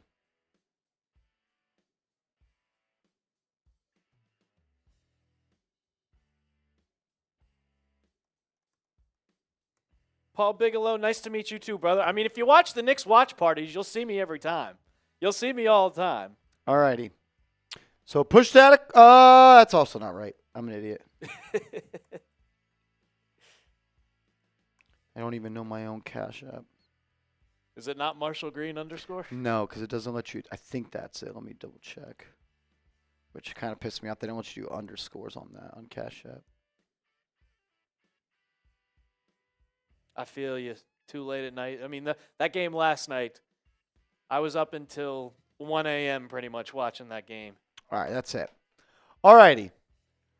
So if you want, we'll do a 50-50 raffle. The way it works, however much money comes in, we are going to do a duck race at the end of the show.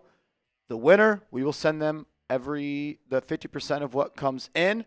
What we will do, Alper, is I'll have you read only this one right here. Yep. To what the prize, prize you. is. All right.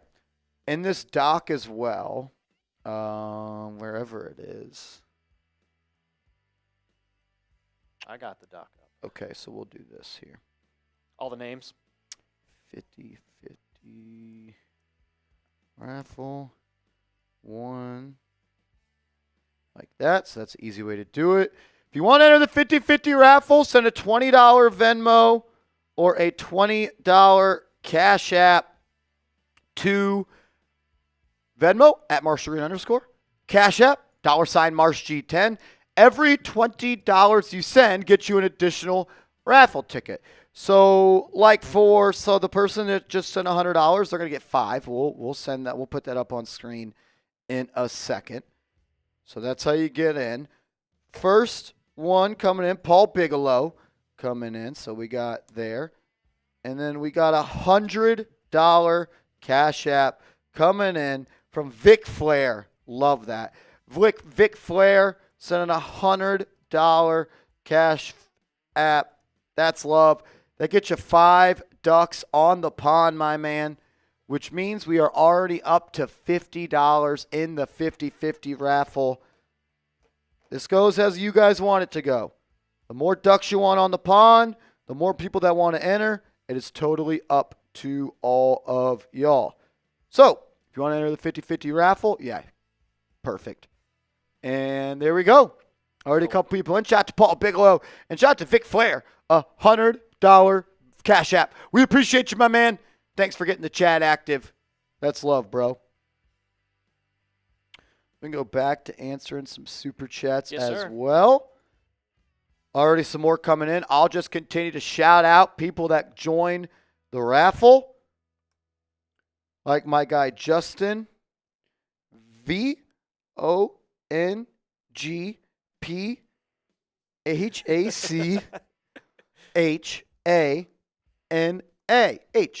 Justin Vong Pachan. I hope that's right. It's not. I tried, though. I tried beast mode. You gave it your best shot. I'll give it to you.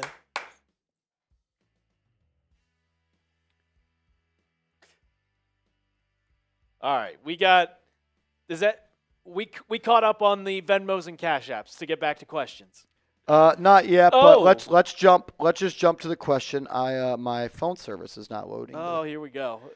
Here we go. So we'll get there in a We second. got La Familia with a $5 super chat. What's up, Beast? Says, read it off for me if you can, Alper, as I try to If get the this. Titans take Cam and we take Carter, what would it take to make that trade, or we just keep Carter?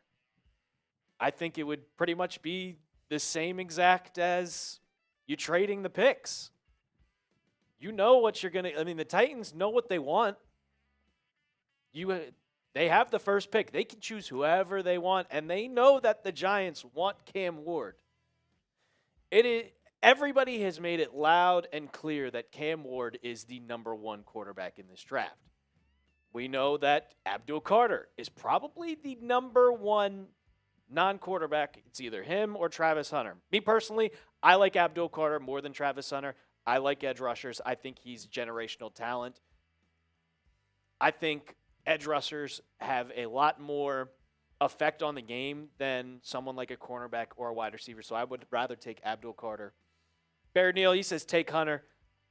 You already have your rushers, but I think Abdul Carter just is an immense talent. But if you're the Giants, you could take Travis Hunter, bolster up. I mean, you could choose wide receiver or cornerback. You got to choose one, though. I'm a big proponent of you can't play two positions in the NFL. You can't play 1,000 snaps. That's just on each side. It's just not happening. But I think it can. I don't think you can. I think you're getting way too tired.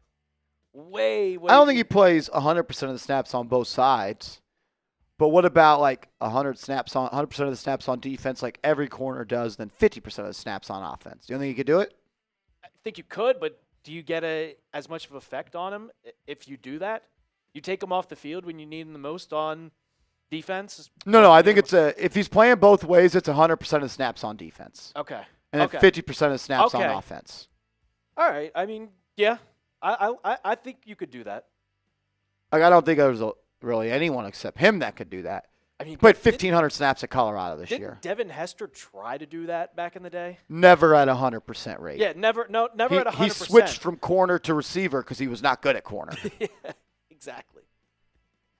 But I mean, back to La Familia's question, I think even if those two draft, I think the trade value is still the same as it was. Just because you have the player who it is now doesn't make a difference. If Titans take Cam and we take Carter, what would it take to make that trade? I think the same. I don't understand what you mean if you're going to take Carter and then trade him? Yes. He's saying, like, the draft, let's say you draft both of them, and then what would it take to swap those two? If the Titans take Cam Ward, they're not trading him. Yeah. If the Titans think it's worth taking a quarterback number one, they're not trading him. I think you're referencing like the trade back in the day when the Rivers? Chargers took Eli Manning one, then we took Phillip Rivers and then figured it out. It's just different now. I don't think that would happen. I just don't think it would happen like that. I don't either. All right, a couple of super Venmos have come in. So we have Paul Bigelow, Vic Flair sending $100. Justin V, you're in. Brian M, a.k.a. Alan Manrick, you're in. William Garcia, we included you in that one. Ethan Coach, you are in. Marcos Davalos, you are in. Donald Way, you are in. Jay Donald. Liv, Jay you Liv. are in. Michael Elliott, you're in 2 times. Ooh. Michael two-time. Robert Post, you're in 2 times. Posty.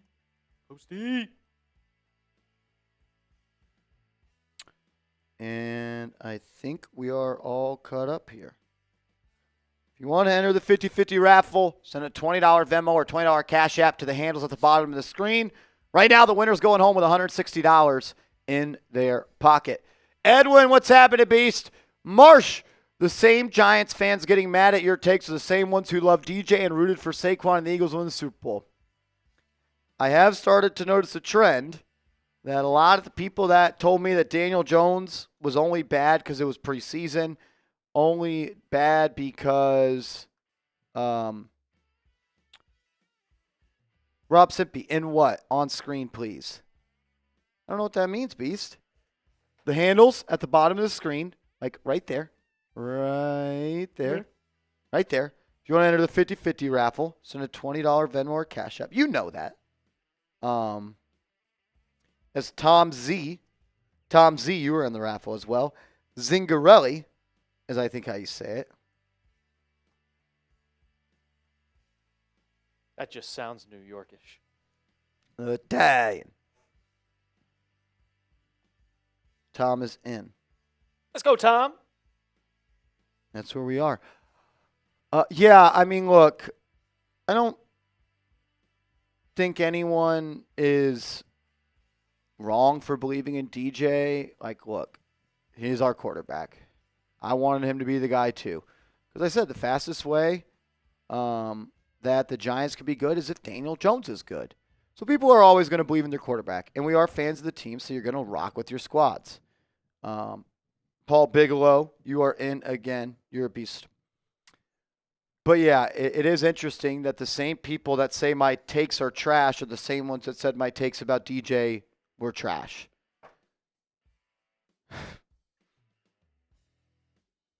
Rob Simpy, you're a legend. I don't know if I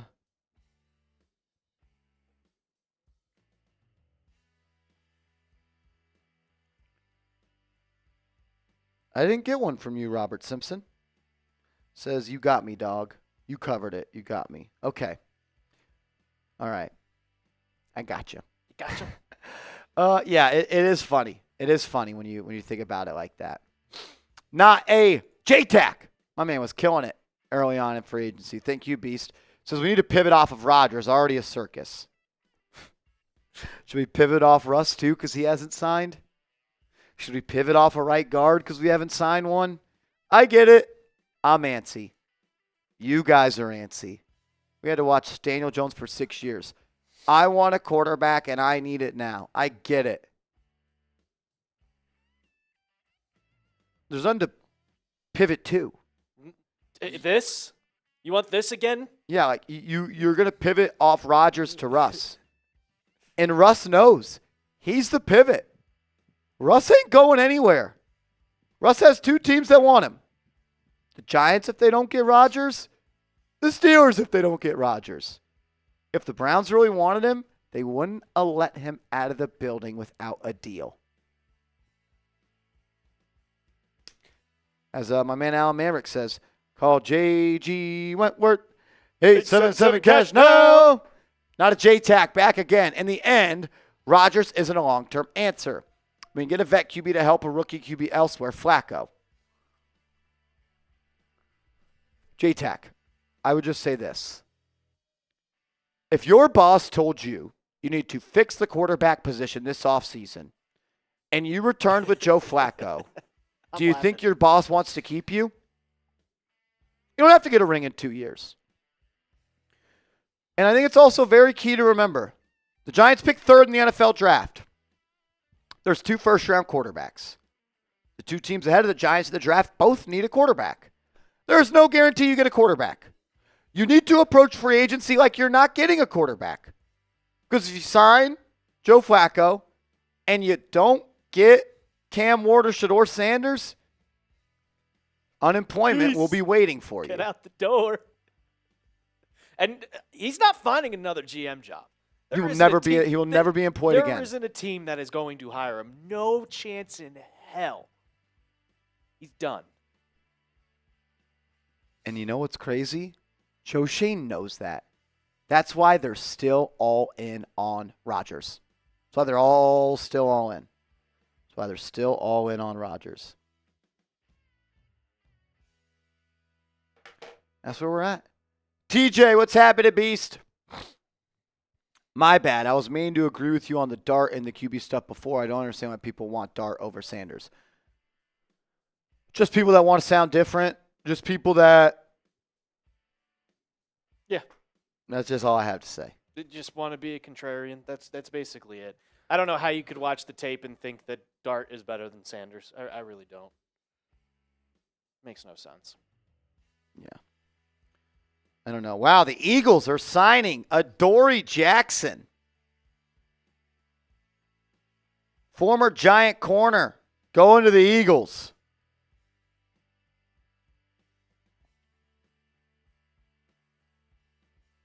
Adoree Jackson. Rob Simpy, you are in. And that comment that you left, you know how to make me laugh, brother. You know how to make me laugh, Rob Simpy. Can you say it on? Can you say it?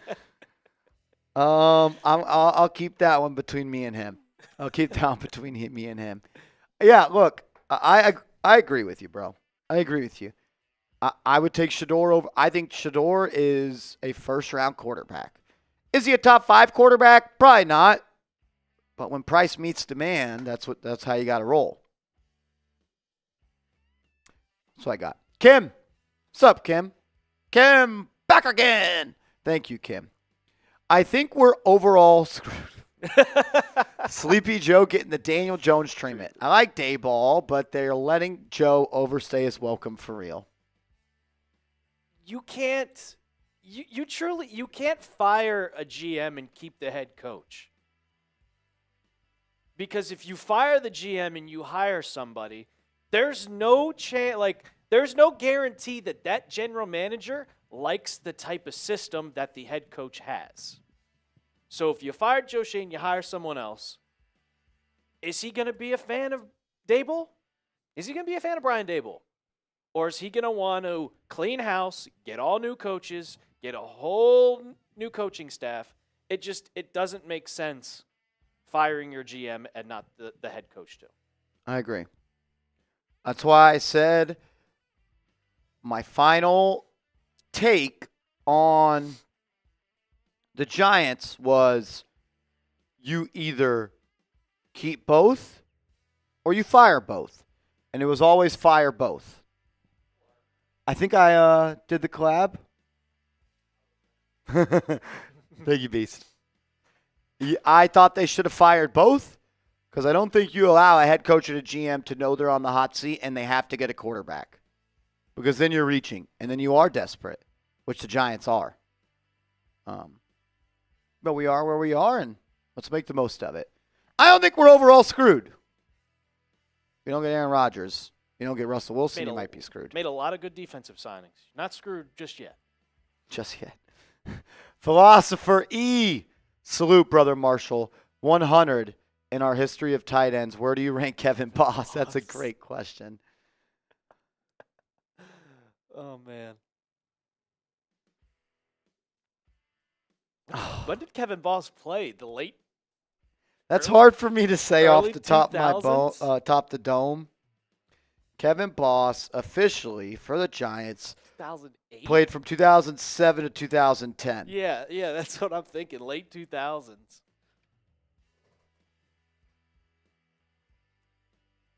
Or do you replace Shockey? Yeah.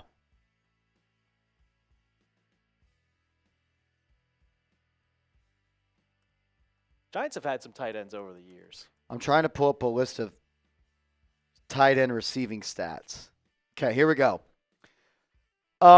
Is Jay Liv or Mr. Rick watching? Is Jay Liv or Mr. Rick watching? I know they're old, and I say that in the most kind way. But they're not this old. From a 30-year-old Giant fan, who the hell is Bob Tucker? From a 30-year-old Giant fan, who the hell is Bob Tucker? Because he was born in 1945. Jeremy Shockey. So Bob Tucker leads Giants all time in receiving yards for a tight end. Jeremy Shockey is 2. Aaron Thomas is 3. Mark Bavaro is 4. Evan Ingram is 5. Wow. Howard Cross is 6. Zeke Moet, as I tell my age, is 7th. Gary Shirk is 8th. Kevin Boss is 9. So that means Kevin Boss is top 10. And I'll tell you this much. I'm taking Kevin Boss over Evan Ingram. Kevin Boss is a top 5 tight end in my lifetime. Who would you rather have? Game to win, Jake Ballard or Kevin Boss? Let me know in the chat. Philosopher, great question, bro. Will Ty is 14th. That's wild. Will Ty, that's a name from the past. One of my favorite sneaky Giants tight ends only did 1 year. Maybe it was 2 years. I think it was 1. I loved Martellus Bennett. Martellus Bennett, the Black Unicorn, as he called himself. He was one of my favorite tight ends. He played for the Patriots for a little bit. Kevin Boss over Jake Ballard. I love Jake Ballard. I'll never forget that catch he had against the Patriots in the back line of the end zone in the regular season to win it. Boss over Ballard, but Ballard was chills. Larry Donnell or Kevin Boss? I'm going Kevin Boss. Philosopher, great question. Way to get the chat going, man. Thank you, bro. $2 super chat, Tremaine Young. Shout out to you, Tremaine. If you have a comment, super chat. Well, we'll talk about it. Ethan Molina, you are in the 50-50 raffle. And that's the last one we have at the moment. Winner's going home with $200. Every person that enters, the price goes up. So if you want to enter the 50-50 raffle, have a chance to go home with over $200. Send a $20 Venmo to @MarshallGreen_ or a $20 Cash App to MarshG10. You can enter as many times as you want. Every increment of 20 get you another duck on the pond. Tremaine Young, salute to you, bro. Thanks for supporting the channel and watching with us. Not a J-Tac. What's up, homie? Regardless of who's QB, Dable has proven he can't develop a QB anyway. More likely, Josh Allen is just a beast. Kyle Shanahan develops QBs. I'm not willing to go that far because he hasn't had any chance to develop QBs. And he did win 3 games with Tommy DeVito, including a Monday night win over the Green Bay Packers, who almost beat the they did beat the San Francisco 49ers that year, right? Or did they? What was the NFC Championship 2 years ago? They beat. They beat the Packers. Or the Packers beat the Cowboys? Packers beat the Cowboys in the wild card as a 7 seed. The only 7 seed to ever win a playoff game in history so far, I think. Right? I know for sure that they beat the Packers. Or they beat the Cowboys. Yeah, because that was... Did they beat the Niners? No, because the Niners lost in the Super Bowl to the Chiefs. Correct. So you beat a team that got to the divisional round with Tommy DeVito on Monday Night Primetime Football. I'm not the biggest Brian Dable guy, but I'm not going to be mad at him because he couldn't turn water to wine with Daniel Jones. And I'm not going to be mad that he couldn't get the most out of Tommy DeVito, even though he won 3 games with him. And he won a game with Drew Lock. Look, I'm not the biggest Dable fan, but to say he can't develop QBs, I'm not willing to go there yet. I do agree with you, though, that he got a lot of credit that he may have not deserved with Josh Allen. Josh Allen already had that talent. But I do think Dable deserves some credit for helping him reach that next level. But he always had the talent. Brian Dable didn't give him the arm strength. Brian Dable didn't give him the athleticism. But he helped him turn into a really good quarterback. Maybe the best in the NFL. TJ, what's up? Nothing like waiting for veteran QBs on a Thursday evening. What would we rather be doing? Is there anything? Is there anything we would rather be doing? Nothing at all. DKU, you are in the raffle. He says, which wide receiver you want to draft? Can Luther Burden fall to 34? Can Luther Burden fall to 34? I like Trey Harris out of Ole Miss as well a lot. I like Sevion Williams out of TCU a lot. Yeah, he's a good player. Because obviously McMillan is going first round, but I'm thinking about second round guys. If Restrepo drops to the 3rd round, you take him immediately.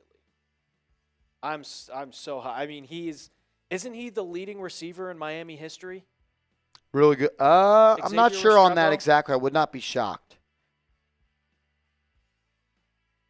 Another receiver I really like as well is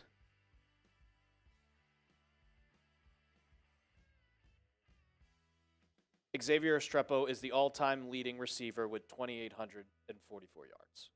200 receptions. He doesn't even he skies past Mike Harley, who is second with 182, and then Reggie Wayne with 173 in third place.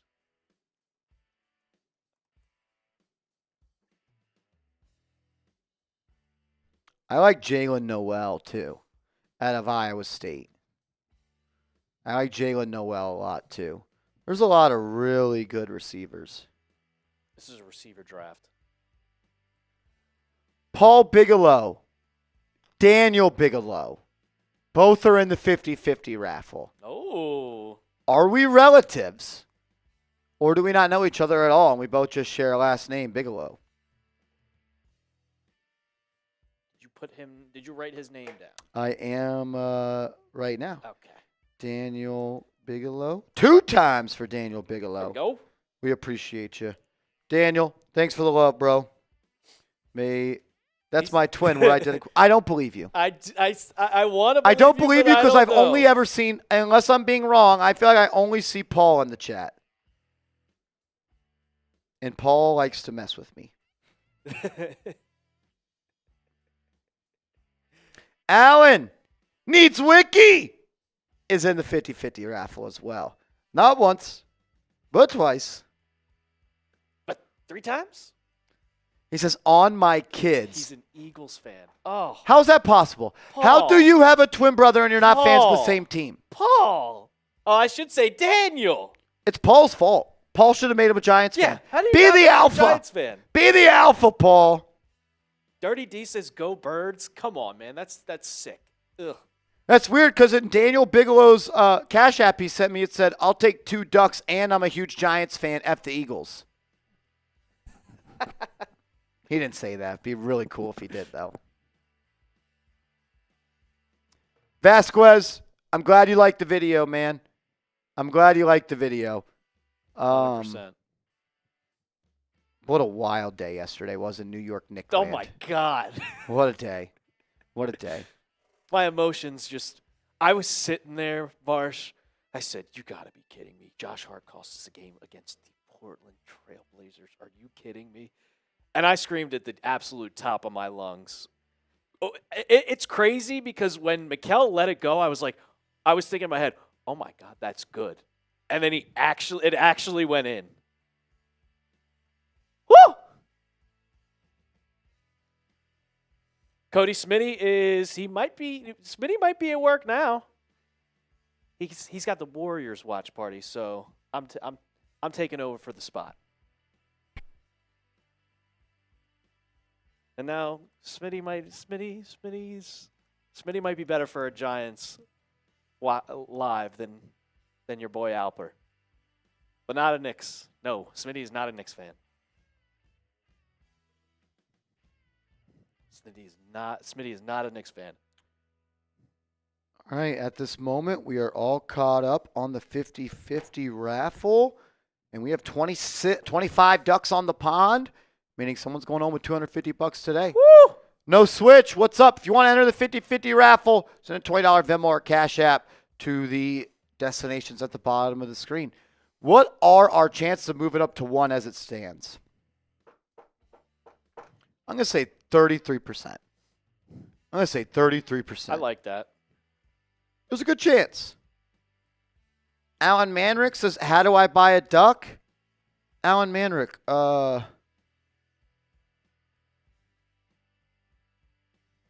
didn't you already buy a duck? I do not see Alan on the list. M. Dot, I'll just say a closet fan. Brian Monahan, you literally says, this is Alan Manrick. One time, baby. Oh, the Ducks are the 50-50. The way we figure out who wins the 50-50 is by doing a duck race. There we go. So the way you buy a duck is by entering the 50-50 raffle. You can buy as many ducks as you want. You could have as many racers as you want. Joey DeLuca, I am a Knicks fan.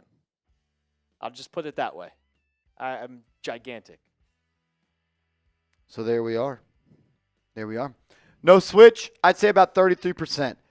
It just comes down to, do the Titans view Cam Ward as a franchise quarterback or not? If they do, you're not going to be able to trade up. If they don't, you should be able to trade up, or you call their bluff. You call their bluff and you make them draft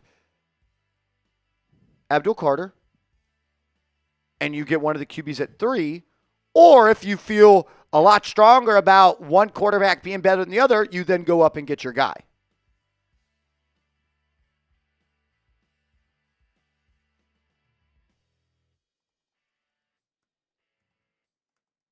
The chances, I mean, if you give the Titans a haul, which I highly do not suggest, like the first round, the second round, third round, and first, you don't do it. But if you did, I mean, that jumps up the chances, but then you're just getting fleeced. So you obviously are not going to do that. 2 times on Twitter today, my jokes are just going right over people's heads. And I don't know if it's because I am not funny or people are dumb. If I quote the Adoree Jackson post of him going to the Eagles and I say, dead to me, what does that mean? It's a fucking joke. Just like when Tiki Barber said Saquon Barkley is dead to me because he went to the Eagles. It's going right over people's heads. If I say, breaking news, Aaron Rodgers is going to the Steelers, Antonio Brown told me, that's a joke. If I quote a tweet that says, just got a text, Pittsburgh is driving the price up and Minnesota is out, and I put a laughing face, that is a joke. Because remember what Joe Schoen said? Just got a text. Chicago's driving the price up and Philly is out. Maybe I got to work on my humor a little bit. My mom tells me I'm funny, so maybe I'm believing her a little bit too much. Or maybe I just got a really different sense of humor. I don't know. I think it's pretty damn funny. I find it funny.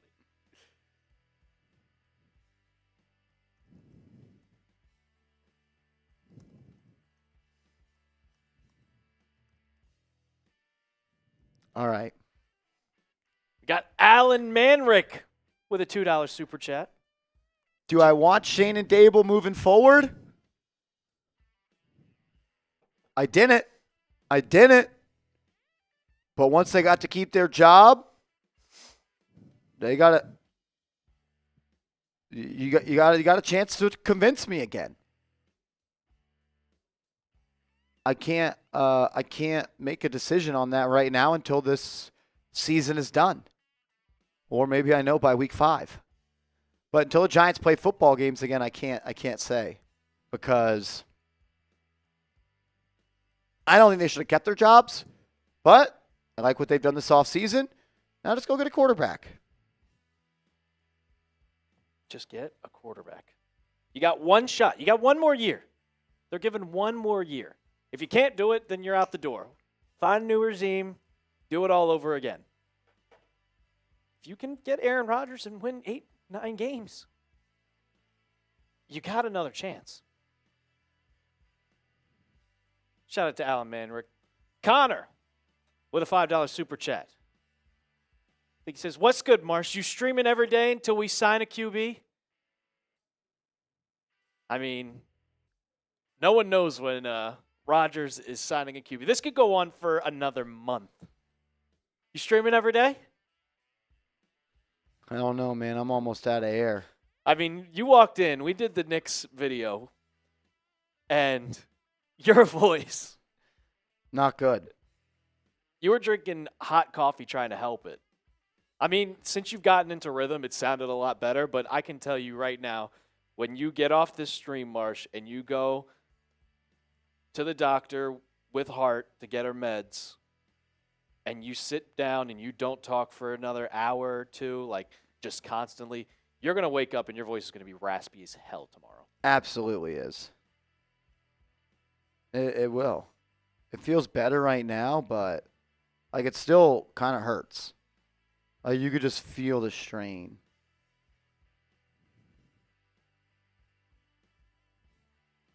guess it depends on when Rodgers actually inevitably finally decides. It could be 10 minutes from now. It could be an hour. It could be a month. No one knows. And I can't. I just want him to do that.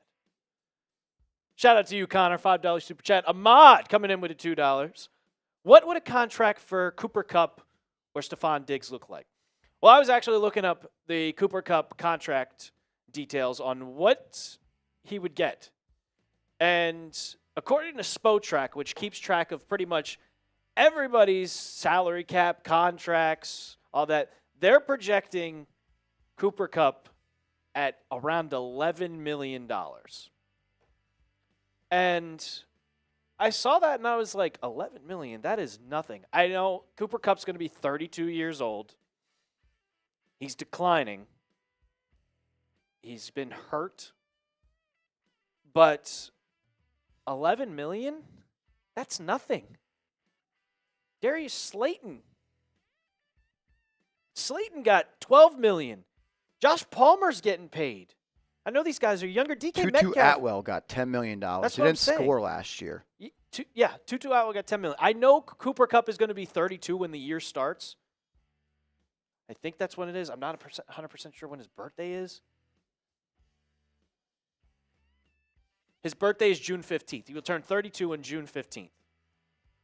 But, he's still productive. $11 million should not be his projected contract, and I don't think he's going to take a deal like that. I would probably say, for me, I would give him a 2-year, $30 million contract. Maybe I don't 30. think he's getting 15. What? I don't think he's getting 15. I'd be shocked. If he got at that much? Yeah.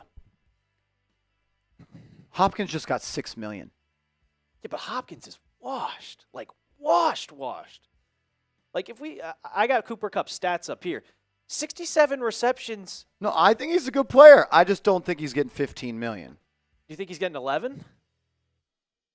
That's what Spotrac projected. That's about right, yeah. I could see 2 for 22. 2 for 25? I think that would be a steal. If you could I do get him too. for $11 million, I'm offering him right now. Nobody is. I don't think anyone is saying Cooper Kupp is washed. There's some people out there who say that, but they're wrong. Thing is, how many games has he played in the last 3 years? I got the game log for it. 12 and 12 and 9. So he's played 35 games in the last 3 years. Yes. Ever since the 2021 season. What's 17 times 3? 51? Yes. 30. 51. So he's missed 16 games in the last 3 years. Mm-hmm. It's a lot of missed time. Yeah. And he's only getting older. I think he could still play. But I think we're seeing that. I think if Cooper Kupp already got offered $15 million, he would have took it. Or maybe he's got a lot of offers of $15 million and he's debating it. Yeah. I think with him missing a ton of games, 12 games, 67 catches when you're the second option is still really good. So when he's on the field, he's still being productive. I think with the salary cap, it's just I would give him 13, 2 years, 26. I'm not giving him more than a 2-year deal for sure. I have no idea what a Diggs contract would look like. I mean, Diggs was looking very, very, very productive with the Texans, but he tore his ACL. We have no idea. I have no idea.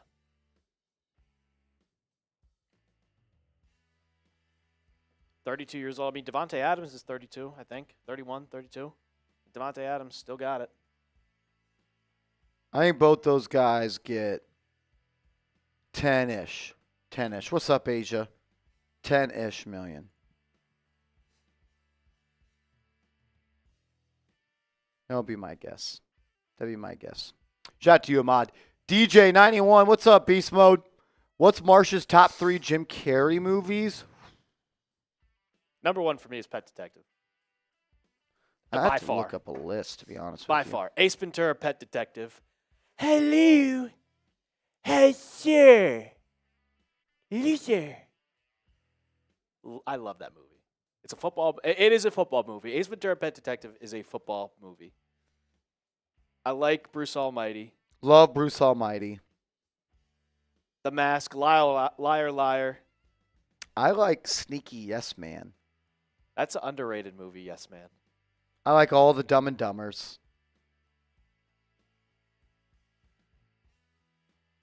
Worst Ace Ventura I ever heard. Hey.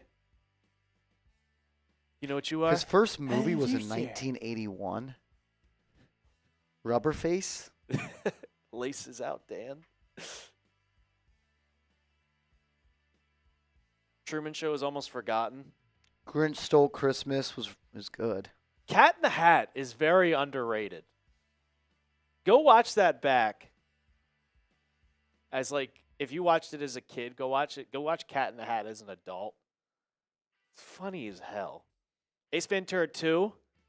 Yeah, I love a good football related movie. And you're telling me a movie like that where they kidnapped Dan Marino. J Sports Cards, no signings. No signings today. No signings. Johnson Yu. What's good, Johnson Yu? How we doing? Oh, you're right. Cat in the Hat was Mike Myers. I'm wrong. Yeah, I'm wrong. You're right. Still a funny movie, though.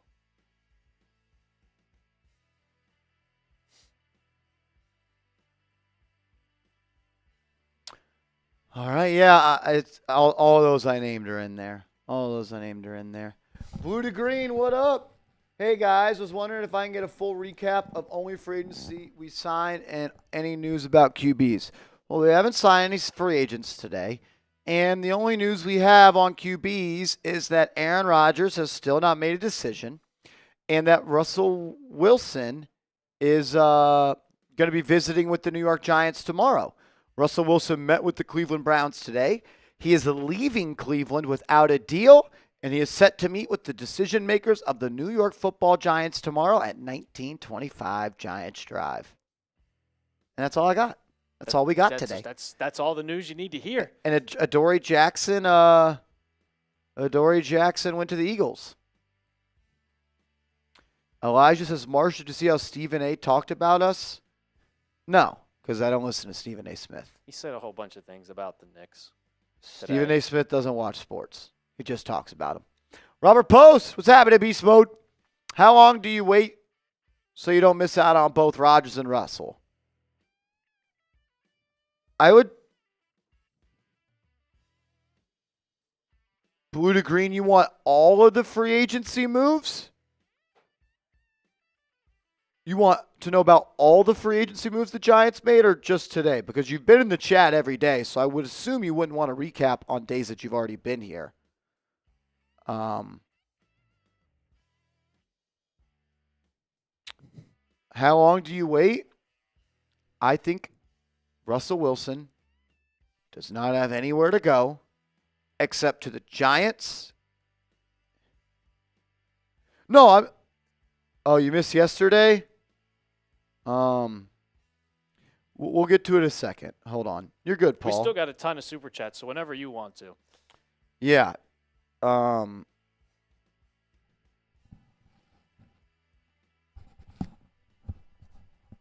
You don't have to ever shut up, Paul Bigelow. I just thought that's what they meant. But hey, you were right. I just remember Blue to Green being here all the time. How long do you wait? However long it takes. Because I don't believe there's a team out there that wants Russell Wilson outside of the Giants and outside of the Steelers. And the Giants and Steelers only want Russell Wilson if they miss out on Aaron Rodgers. Is Russell Wilson going to go to Cleveland? I don't think so. No. He would have already signed there. He's going to visit with the Giants, and he knows the Giants want Aaron Rodgers over him.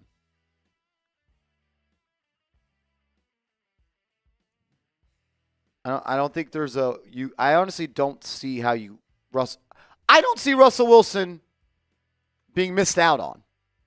If the Giants sign Russell Wilson before Aaron Rodgers makes a decision, it's because they know that Aaron Rodgers is not coming. Aaron Rodgers will tell them. You will see the transactions of Aaron Rodgers signing and Russell Wilson signing very close to each other. It's not like you're going to get Aaron Rodgers signing let's say he signs today. You're not going to expect Russell Wilson to sign 5 days later. It's going to be Aaron Rodgers signed. I think it's the same day. Yeah, I also think it's the same day. You're not going to get multiple days in between the two signings. They're going to domino off each other. So you're not missing out. I mean, if you miss out on both, I don't think you do. I really don't. You can wait as much as you want because there's no other person to sign. Oh, you've already waited 4 days. Oh my God! If Joe Flacco goes to a different team, oh my God! Yeah, like you're not missing out on much. Yeah, I agree. You already waited this long. You don't stop digging. You don't know what is one inch away. It's already in motion. Don't you think the Giants knew Aaron Rodgers operates on his own time prior to getting into negotiations with him? That's just what I would say. Josh, what's up, bro? You said my last name right this time. Also, I'm big on drafting Hunter Carter 3rd pick and Dart 2nd round or trade back in the 1st.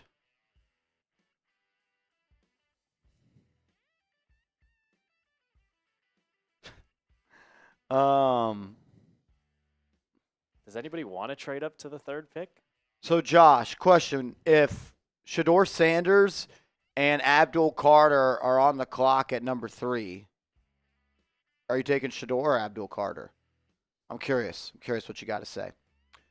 I don't understand the idea of trading back. Didn't we learn our lesson? Yeah. When we traded back and we passed up off Micah Parsons and Rashawn Slater to end up getting Evan Neal and Kadarius Toney? When you got a blue chipper looking at you in the face, go take the blue chipper. And there are 2 blue chippers that might be available when you're on the clock in Abdul Carter and Travis Hunter or Mason Graham. I think it's you take one of the quarterbacks at 3 or you take Abdul Carter or Travis Hunter. I think it's that simple. J-Tac, what's up? Shane is Leo in Shutter Island. I haven't watched it.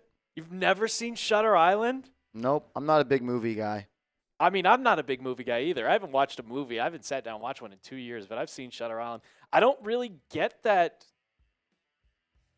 I don't get that analogy, J-Tac.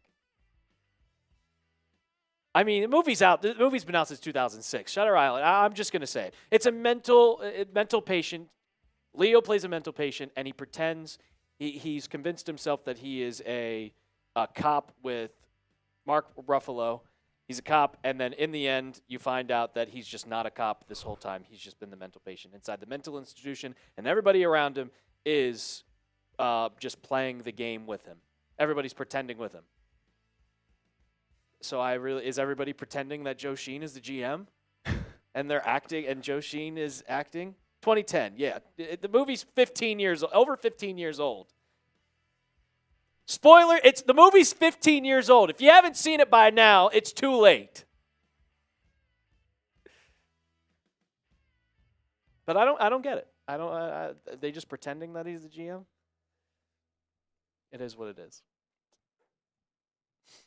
Needs wiki. Haters gonna hate, Marsh. We love you, bro. Thank you, Alan. Thank you, bro. We appreciate you being here. Thank you. Bronx boy, guess I don't have to see it now. Thanks, Alper.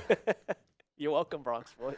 Bear, Beast, if we end up drafting Hunter, will we draft him mostly as a receiver, or would we still want him to play primarily on defense? I have heard the Giants view him more as a corner. I think he's a better receiver than corner. Based off my own tape study, based off what I've seen, I think he's by far the best receiver in this class. I think he's got Justin Jefferson, Odell Beckham type movements, type ball skills. He's quick. His ability to separate 0 to 60, make the big play, contested catches, get open. I think he's the best receiver in this class. The beauty about Travis Hunter is he could do either. And maybe does a little bit of both. Cody says this isn't college. Wait, This isn't the SEC? Just means more. Wait, you're saying this isn't the college football league? No way. No way. I don't even know what like the point of saying that was. I think he was talking about playing both sides of the field, saying no because this isn't college. Deion did it in the NFL. Deion Sanders did it in the NFL. Was it not college then?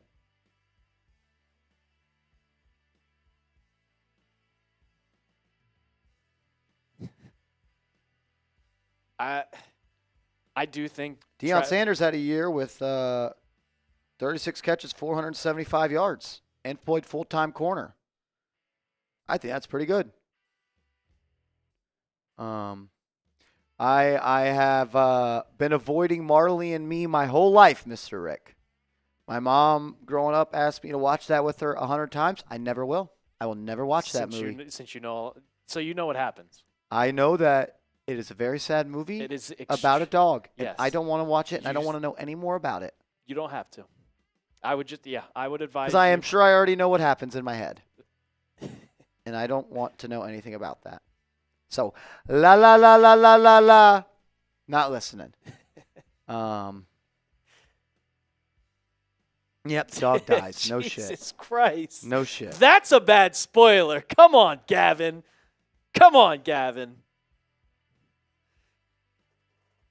Yeah, they live happily ever after. Don't think so. Watch Air Bud. Love Air Bud. I don't know. I've heard the Giants look at him more as a corner, but if you're going to draft Travis Hunter number 3 overall, I think you're doing a disservice to yourself and to the player to not at least give him the opportunity to try to play both ways. I'm not saying 100% of the snaps both ways, but I think you should try him on both sides. He just won the Heisman doing it. And, like, I know I just learned it's not college anymore, but I think he can do it. Brody, what's up, Beast? When and how will the Giants get rank 5? When they get a franchise quarterback. I don't know. Hopefully next year. That'd be chills, Brody.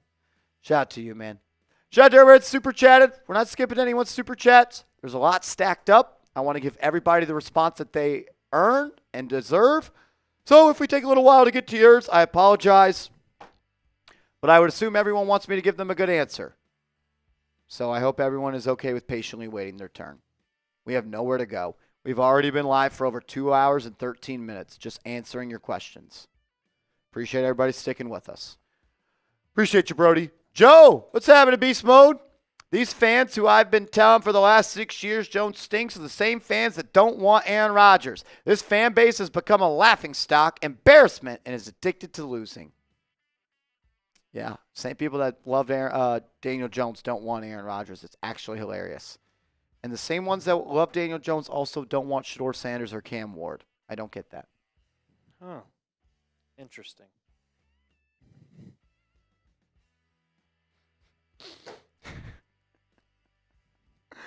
Mr. Rick, you crack me up, brother. You crack me up. Corey Haynes. Bobby Skinner did a film review on Sanders. Said he was a late first round or second round talent. Thoughts? My thoughts would be anyone that puts in the work in the film study, like Bobby Skinner does, I'm going to value their opinion. I think Bobby is awesome. If that's the decision he came to, that's the decision he came to. Because I know that Bobby Skinner didn't get that opinion from someone else. I know Bobby watched the film himself and came to that decision. And if you watch the film and you do the homework and that's the outcome you come away with, I respect it. At the end of the day, I think he's a first-round grade too. I don't have him as a top 5 grade. I don't have him as a top 10 grade. But I also have him as a first-round grade. So we're very similar there. See, a first-round grade, I mean, this quarterback class is just not the greatest. If you put him in last year's quarterback class, I'm putting Caleb Williams above him. I'm putting Jaden Daniels above him. I'm putting Drake May above him. But that's just how he got the luck of the draw. He comes into the NFL draft in 2025 when the only quarterback that's better than this year is Cam Ward. And there's teams that need quarterbacks. And when you have teams that need quarterbacks, your stock is going to increase. Shout out to Bobby. Shout out to Justin. They're killing it on Talking Giants, as always. Adam, what's up, homie? 4 days straight. Thank you for the super chat. You fellas are crushing it after the free agency upgrades of the secondary. Assuming we draft a solid DT, what adds would you give our defense being top 10? On paper, looks like a good unit. Is this the same super chat we got earlier from the same guy or no? I don't You know which one I'm think talking so. about? It was literally like the same one, I think. What I would say Scroll is back to this. the They better top. be much improved. They better be much improved. You're paying an edge rusher $150 million. You're paying a defensive tackle $90 million. You're paying a linebacker premium money in Bobby Okereke. Used a first-round pick on a corner. You just paid a corner top-end money as well. You used a second-round pick on a safety. You just gave a safety $15 million. 2 major investments at safety. 2 major investments at corner. 2 major investments at D-end and D-tackle. And another top 5 pick on another defensive end. You only play 11 guys. You have 7 major commitments to 11 of them. Then you have a third-round pick in Tyler Nubin. Third-round pick in Drew Phillips in the slot. That's 8. Then you got inside linebacker 2 and DT 2. I may have not even counted right. You have a lot of investments on that side of the ball. Better show up and you better produce. Can they be top 10? Yeah, they could be top 10. Dexter Lawrence, Brian Burns, Kayvon Thibodeau, Bobby Okereke, Paulson Adebo, Deontay Banks, Drew Phillips, Micah McFadden, Tyler Nubin, Javon Holland. That is a lot of weapons on the defensive end. You should be a lot better. You should be a lot better. Really no excuse not to be. That was Corey at the beginning of the stream that sent in the $5 super chat. That was Almost talking like the about- same thing. Yeah, it was almost the same exact thing. Corey, if you're still here in the chat, you and Adam have the same opinion. Shout out to all y'all, man. Adam, appreciate you, bro. Max, what's up, Max?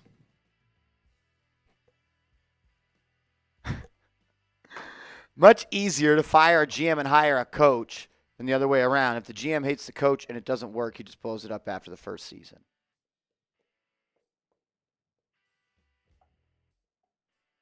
Much easier to fire a GM Yeah, I'm trying to read that too. and hire a coach But than keeping a GM. do you mean fire a coach and hire a coach? Because you fire a GM and hire a coach. That means you fired both. Yeah. Yeah.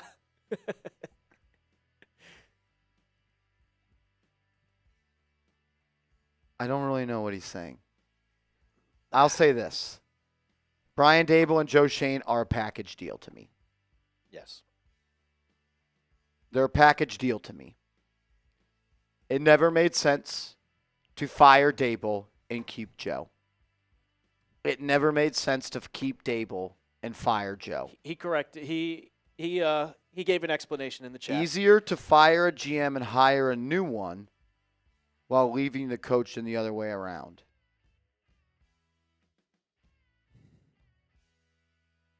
I actually think it's easier to fire a coach and keep the GM. That's much easier because the GM will just hire the next coach. because the GM always hires most of the time the coach. And if you keep, like I said it earlier, if you keep a head coach and you fire the general manager, you bring in a new general manager, there's no guarantee that that general manager wants to keep the same system in place and likes the head coach that you have. Like how much you're covering the Titans for us here at Chat Sports. They just fired their GM and kept the head coach. How long of a leash do you think that head coach has? Not I think long. if they suck this year, he's fired. Yeah, I think so too. Because Brian Callahan he's been the coach for a couple years now.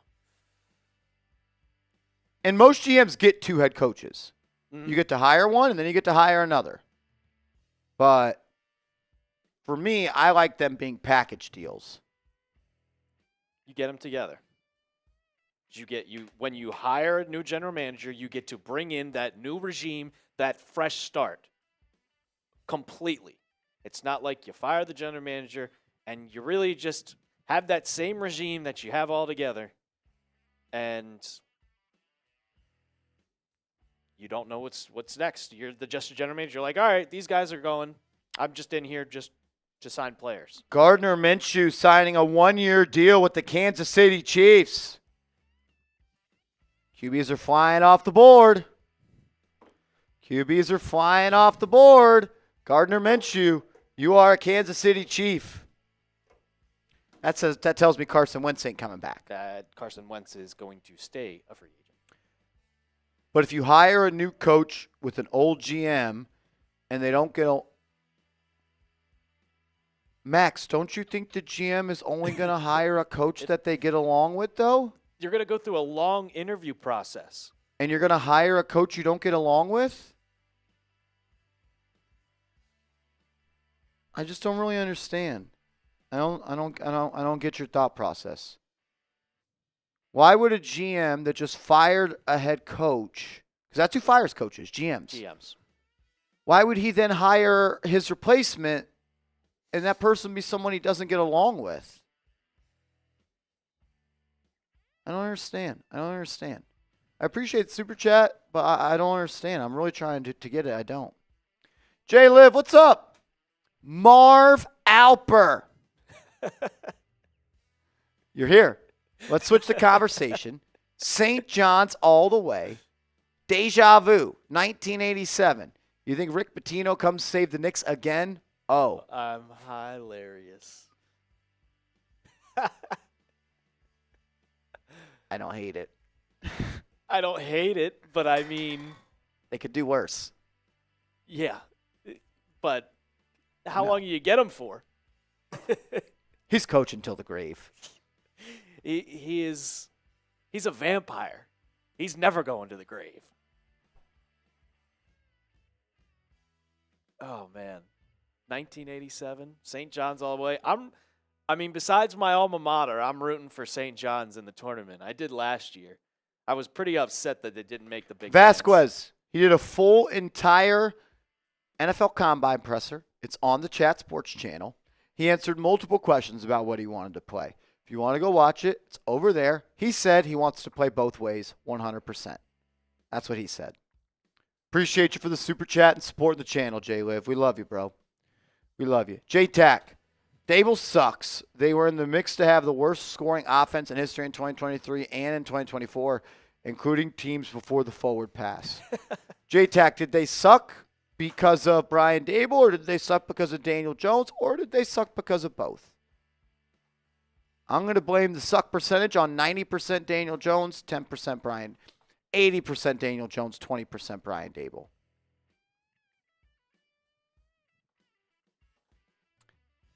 I could agree with that. Imagine having your career be judged off of what you did with Daniel Jones when you had a really good career with Josh Allen. That's not fair. That's not fair. The Giants are bringing back Aaron Stinney on a 1-year contract. Aaron Stinney played with the Giants last year. 3 starts, appeared in 16 games. The New York Giants continue to add depth onto the offensive line. Aaron Stinney, welcome back to the New York Giants. Give me some 64s in the chat. Aaron Stinney.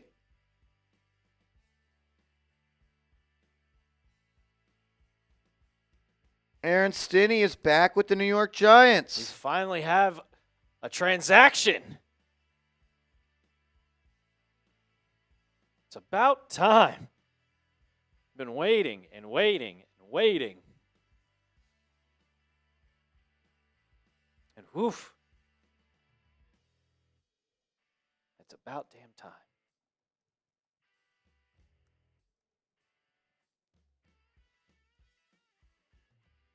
Johnson Yu says, can we get Kadarius Toney? No. No.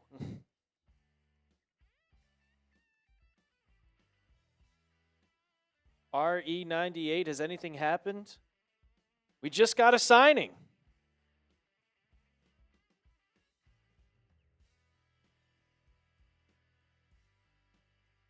Aaron Stinney back with the New York Giants.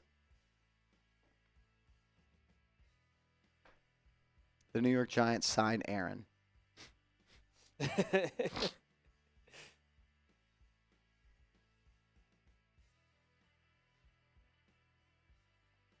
I'll put that up on the player top if we get it. Once we get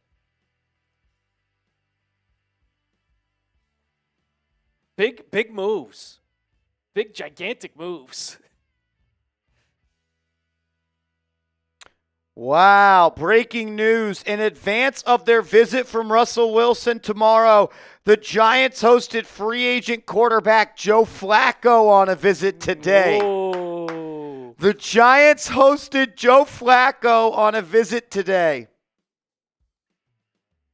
Who reported that? What team was Flacco on last year? The Colts, right?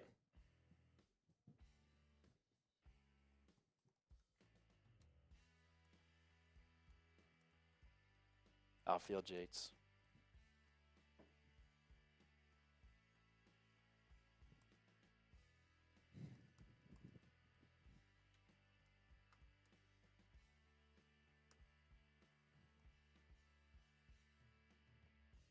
All right, it's going to be a cut. I gotcha. Do you want to go grab some Joe Flacco stats, like a list 4 cat, completion percentage, yards, touchdowns, picks? Yeah. I'll Grab bring it up that. on the screen. There might be one made in the NFL. Stick with us. We're going to get into a video breaking down all the breaking news. Joe Flacco on a visit to the Giants, and the Giants also build up the offensive line. Aaron Stinney back.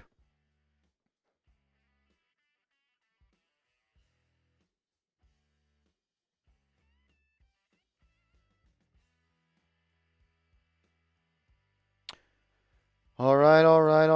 I'm going to message in production here.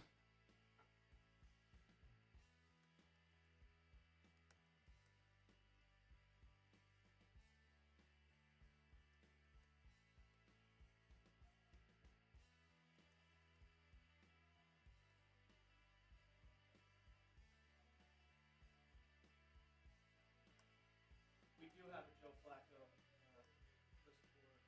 Cat? Perfect. Perfect.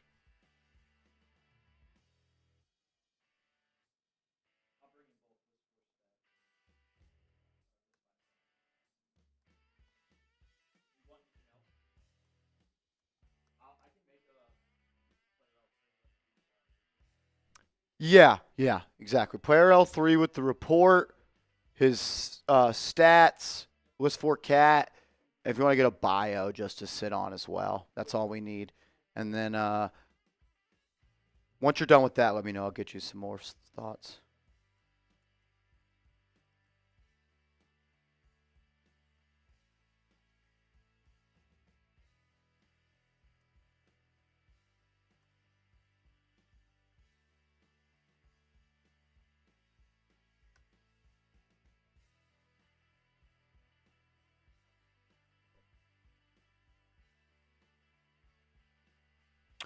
Joe Flacco met with the New York Giants today. Wow.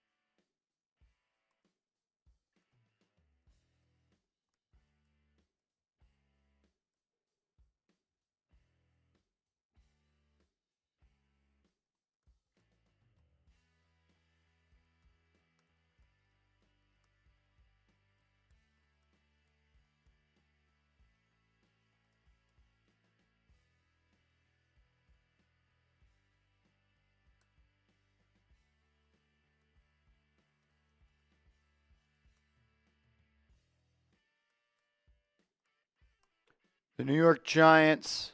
Here, let's do this first. Let's change this. Let's change this. Let's get some breaking news on the screen. Always want to breaking news happen. Let's get it on the screen. Yep, perfect. And you can just put a headshot for Flacco there from ESPN or Big Cam.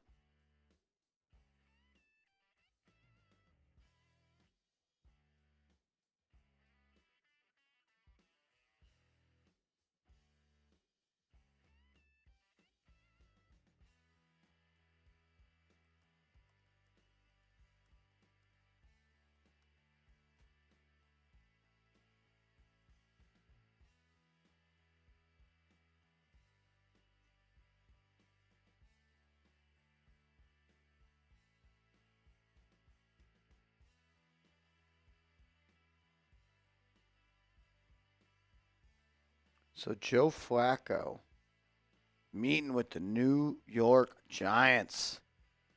Wow.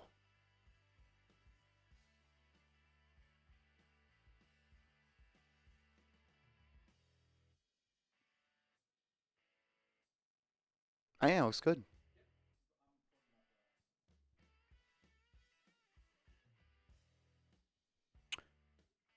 Joe Flacco meeting with the Giants. The Giants have also brought in Aaron Stenny. Aaron Stenny was with the football team last year.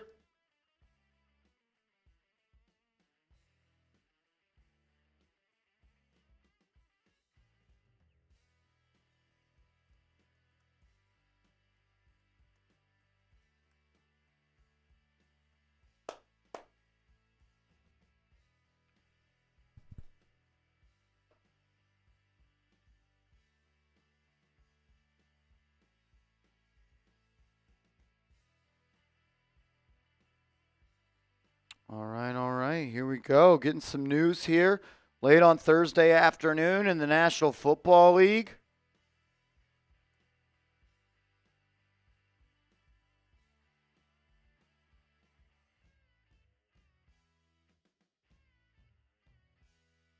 Joe Flacco meeting with the New York Giants. We told you guys that this could potentially happen.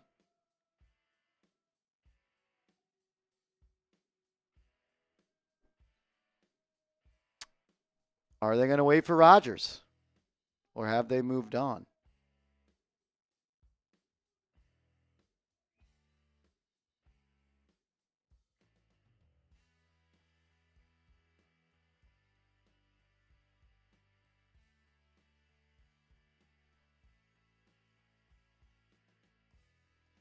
If you haven't yet, hit that subscribe button. When news breaks, when information gets out there, we get you guys a video as soon as possible. So please, please, please subscribe to the channel and hit that thumbs up icon. Jordan Renan saying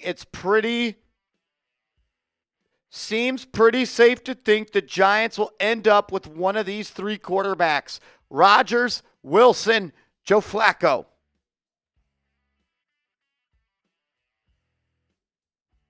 If you're subscribed to the channel, type me.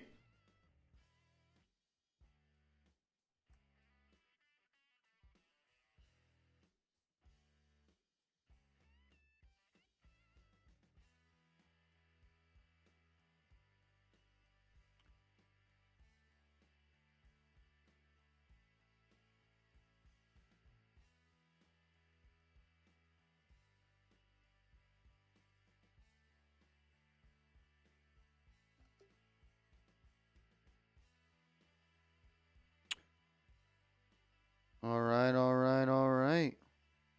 Is Troll in the chat?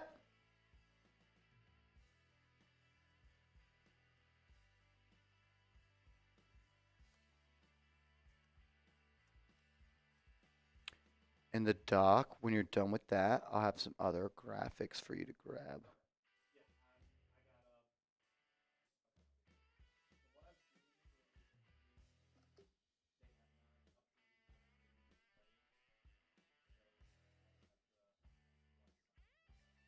Can you ask in production to get that added?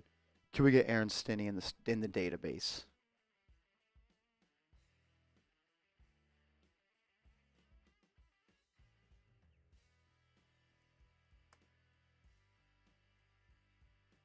What's up, Troll? Shout out to everybody in the building. Got some breaking news. Aaron Stinney back with the New York Giants.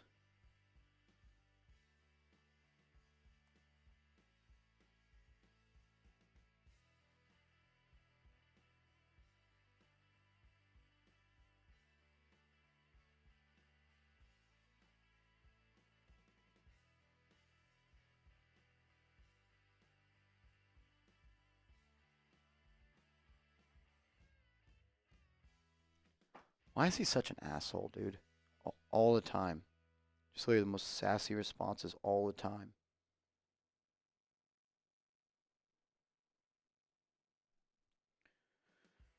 Getting some breaking news. You just want to throw that on the L3.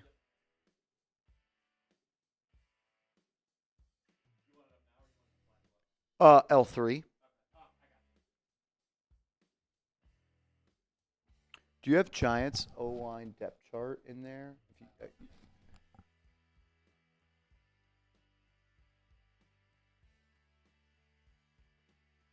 This isn't right, so I'll fix it real quick.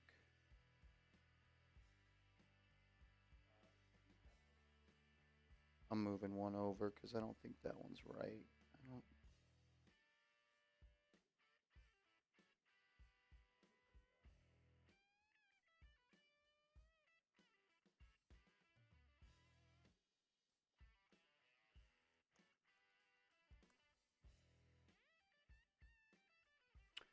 All right, the New York Giants making some moves on the offensive line, bringing back a starter from last year in Aaron Stinney, and they are on and running when it comes to the quarterback position.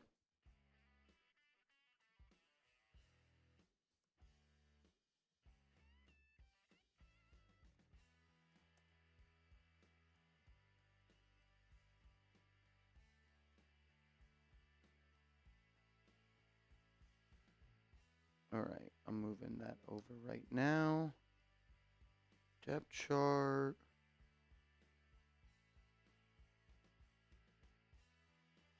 What would be your one-word reaction if the Giants...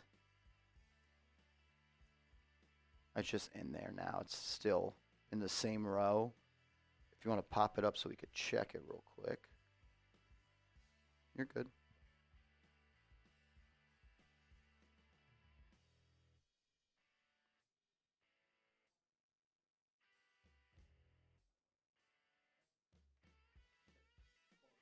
Yeah, just we give it a little checkarooski.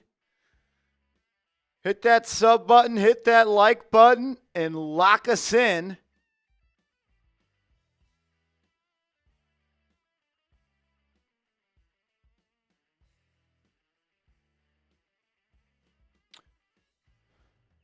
If you want to just take me off so I can get a better look at it. I'll read off some names here if you want double check with me. Left tackle, Andrew Thomas, John Runyon, John Michael Schmitz. We got to add Greg Van Roten in there. I forgot the Giants added Greg Van Roten. Giants are deep at guard now.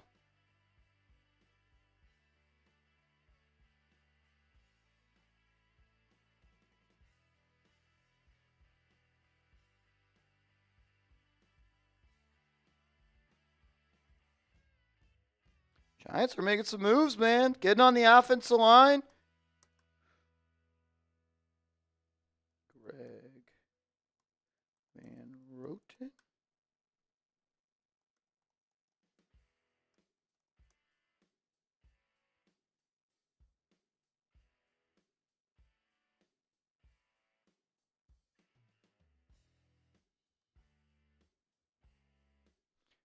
All right, as we reload here.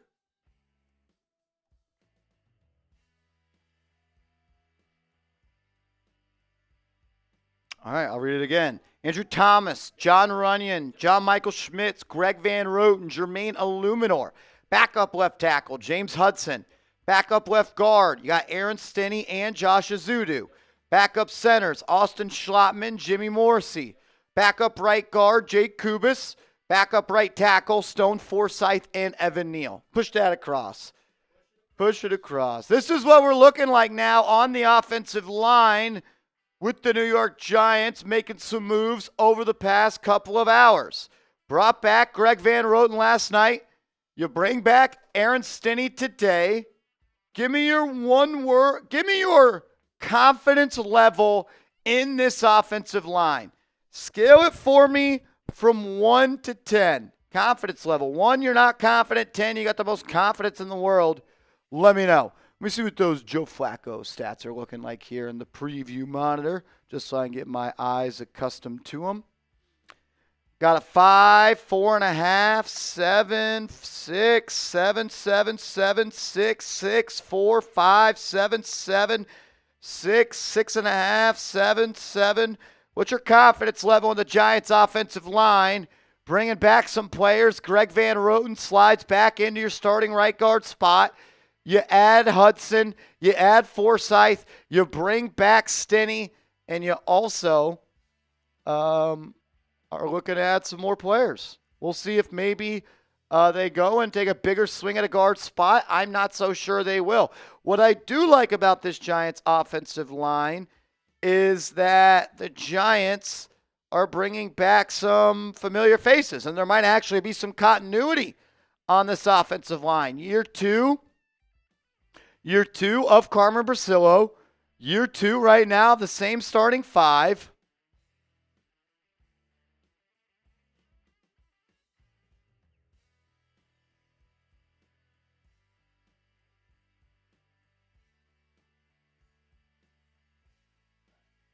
Giants are trying to beef up the offensive line.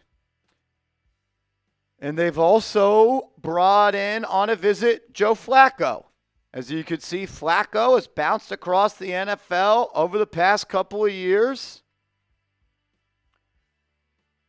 And at this point, I think it is what it is with Mr. Joey Flacco. I only feel comfortable with Flacco being on this team if I know the Giants are getting one of the top 2 quarterbacks in this draft class. That's really where I'm at on that. If you don't find a way to get, and that bio, definitely change it to NFL logo. Should be able to just, cool. You want to add his age after weight? I'll look it up for you real quick. 40. Joe Flacco is 40. Is he too old, guys? Cool, that's good. Player L3. We should have the player L3 right for Stinney. That should already be made. Yeah, and don't need it. See if you can find the Stinney one as well.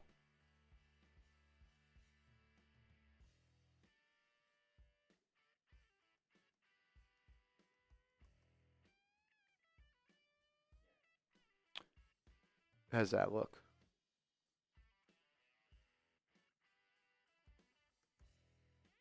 Perfect.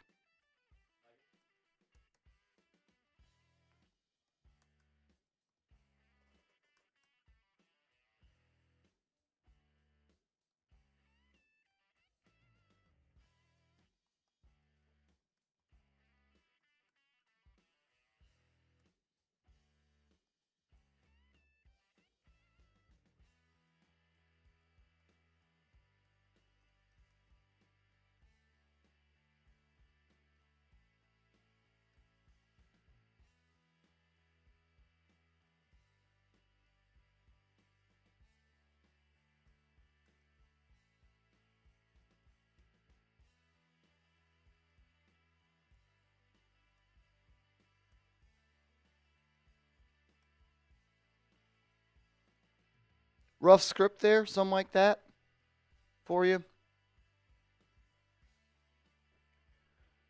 Joe Flacco, last year, 6 games started for the Indianapolis Colts, completed 65% of his passes, 1,761 yards through 12 touchdowns to 7 INT. We'll do a question mark after Giants. Perfect. You demand. 7 INTs. And then I did a confidence level one in the O-line as well. That may honestly already be built in Giants somewhere.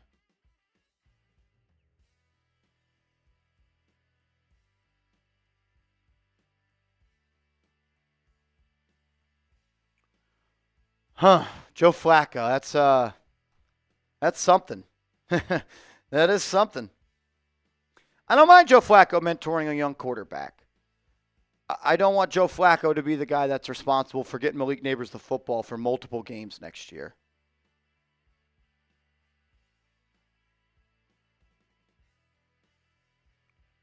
Cool.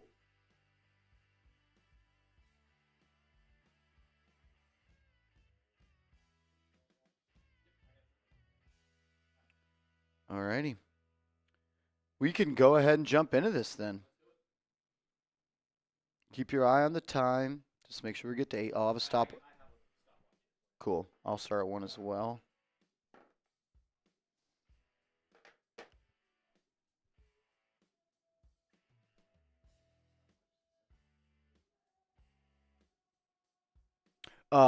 Quickly just check those photos for Stinney. Let's see how those look. They should be good. When you go to the photos with Stinney, if you could pair it with the L3 that's under the list for Cat, that'd be dope. You know what I'm saying? All right, that one looks good. That one looks good as well. Perfect. All right. If you're ready for us to talk about Joe Flacco and Aaron Stinney, hit that thumbs up icon for us and let's go. Give me 1 second. Here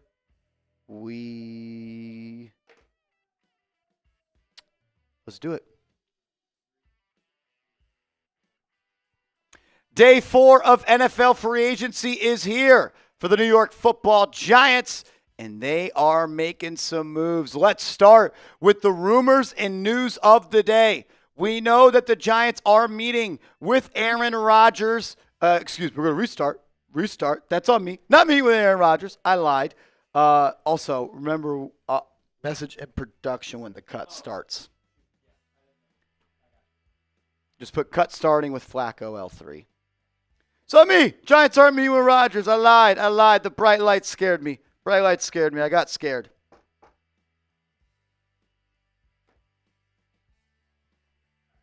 All righty. Here we go. We got some breaking news to break down here on New York Giants Now by Chat Sports. We know that Russell Wilson is coming to visit the New York Giants and may potentially sign a deal to be their free agent quarterback that they sign. But news has broke that Joe Flacco on Thursday already met with the New York Giants. We'll dive into Flacco and what the Giants might be getting in him if he does become the quarterback. But we also have a major move to talk about with the Giants bringing back interior offensive lineman Aaron Stinney. Stinney was a player that started a couple of games for the New York Giants last year, played in 16 games in a couple of different capacities. But this is a guy that I actually value having as a backup interior offensive lineman. And Joe Schoen knows nothing matters until the offensive line is improved. And he has gone to, I would say, pretty good lengths here in the first 4 days of free agency to get it done. We'll talk about Flacco. We'll talk about Russ. We'll talk about Stinney coming up in a second. But make sure you are subscribed to the channel, because if the Giants make a move, we have you covered. Already over 30 hours of live coverage for NFL free agency through 4 days. We've put out over 12 videos over 4 days. My mom tells me we're crushing it, and you guys should subscribe. So go down right now, hit that subscribe button, and if you are already a real one, a part of this community, type real one down in the comment section. So I want to go back to a couple of days ago when we talked about the report from Paul Schwartz, longtime Giants beat reporter, dating all the way back to 1994. He put out an article saying that the New York Giants don't land Russell Wilson, or if the New York Giants do not land Aaron Rodgers, they could shift to Joe Flacco. And I'm sure that he heard that from somebody in the Giants organization, as he is extremely tapped in. And now we have heard from Phil Yates. The Giants hosted free agent quarterback Joe Flacco on a visit Thursday afternoon, with Russell Wilson coming to town on Friday. Does that mean the New York Giants are going to sign Joe Flacco? I'm not so sure. The 40-year-old quarterback was out of the league earlier this year. He was out of the league early last year, or he's been in and out of the league. But he's found his way back, and when he's played, he's been all right.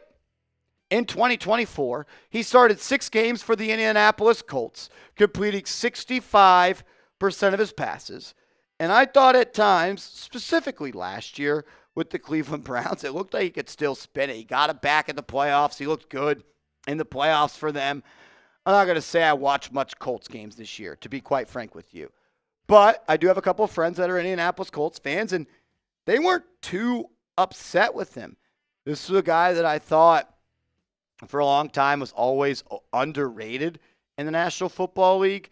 This year, completed 65% of his passes, threw for 1,700 yards, had 12 touchdowns, 7 interceptions, QBR just 53.8.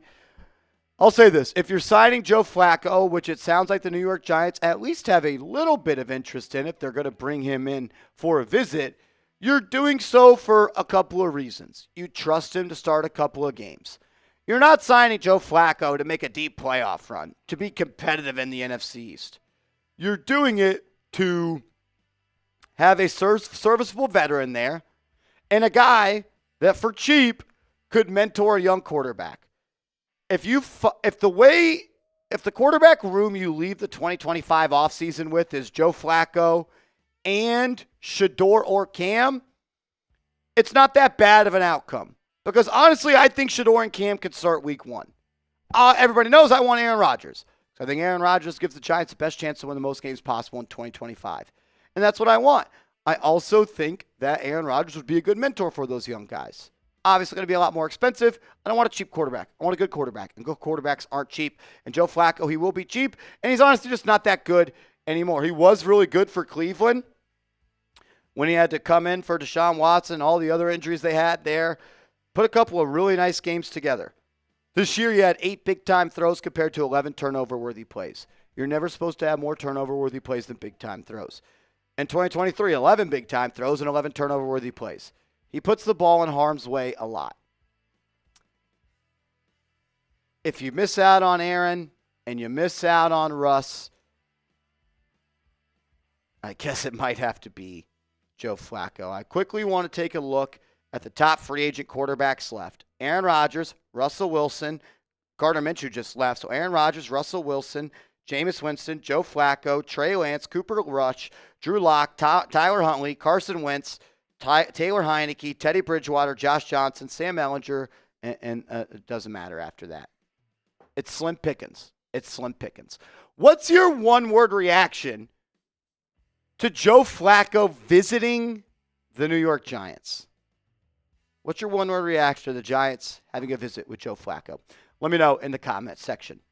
Let's talk about Aaron Stinney re-signing what is a 1-year deal with full details to be announced. I would assume this is pretty close to a veteran minimum salary for Mr. Aaron Stinney.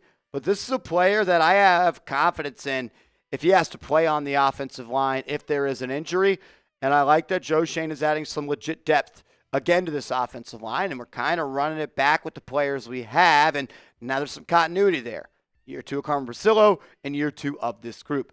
Stinney played in a couple of games for the New York Giants this past year. In Week 14, he played in 44 snaps, and I thought he was actually pretty good against the Saints. Had an overall PFF grade of 70.6, a run blocking grade of 64.4, and a pass blocking grade of 72.7.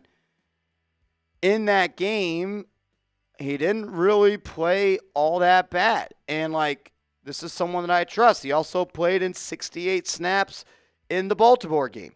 Played in 56 snaps in the game against Indy to close the year. And he played in a decent amount of snaps as well in the final game against the Philadelphia Eagles. When you look at his entire career and what he's done in the different stops, including Tampa Bay and Tennessee and now the New York Football Giants, I think it's just kind of known at this point that he's a solid depth piece. I mean, in those games that he played with the Giants, he was, I thought, pretty good. The New Orleans game, he only allowed 2 pressures. In the Baltimore game, he allowed 4 pressures. In the New Indy game, he only allowed 1 pressure. Throughout his career, he's played in 1,393 snaps and allowed just 50 pressures. He didn't allow any sacks last year in 193 offensive snaps. For a backup interior offensive lineman on a cheap contract, you could do a hell of a lot worse. And this offensive line now looks a lot different for the New York Giants, at least at the backup department. You're bringing back the same 5, it seems like. I'm still holding out hope that maybe they make a bigger swing at right guard, but I'm totally fine with Greg Van Roten bringing that back. But you went out and you made it a priority to add James Hudson, the swing tackle. You made it a priority to bring back Aaron Stinney. You made it a priority to bring back Greg Van Roten. And you made it a priority to go out and sign Stone Forsythe. The Giants have seen their season fall on their faces the last couple of years due to not having legit tackle depth. Early on in free agency, you signed 2 swing tackles. You still have Evan Neal. And I've heard the New York Giants like Jake Kubas a lot. And I think it'd be a home run if you could find a starting right guard. And that way Greg Van Roten could be your backup center, maybe even a competition with John Michael Schmitz to push him, because I think he's the weak link on this line. Hopefully he takes a step in year 3. But to be honest with you, I think this Giants offensive line is pretty decent. What's your confidence level in them? Scale of 1 to 10. If that is your starting 5 for all 17 games next year, the Giants have a top 16 offensive line in the league. They're a top half offensive line. Comes down to depth. Comes down to injuries. Can they stay healthy? And that's why they're trying to improve their depth. They're gearing up for injuries, which is smart. What's your confidence level? 1 to 10, 1 being you're not confident, 10 you're being the most confident.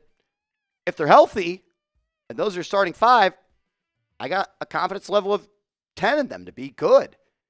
But when you factor in injuries, I'm still at about a 6.5 or 7. And that's a pretty dang good number, especially considering the Giants gave up 85 sacks 2 years ago. The second most in NFL history. Make sure you are following me on social media. I'm on Twitter. I'm on IG at @MarshallGreen_. If the Giants make any more moves, we'll keep you up to date. Haven't heard anything new on Aaron Rodgers. Once we do, we'll let you know. So subscribe and turn those noties on.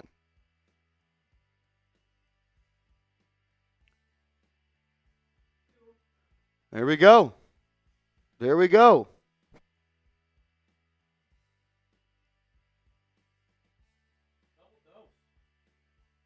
Double dose, right back to back. The Giants sign a player, and then you get the news of Flacco taking a visit with the New York Giants.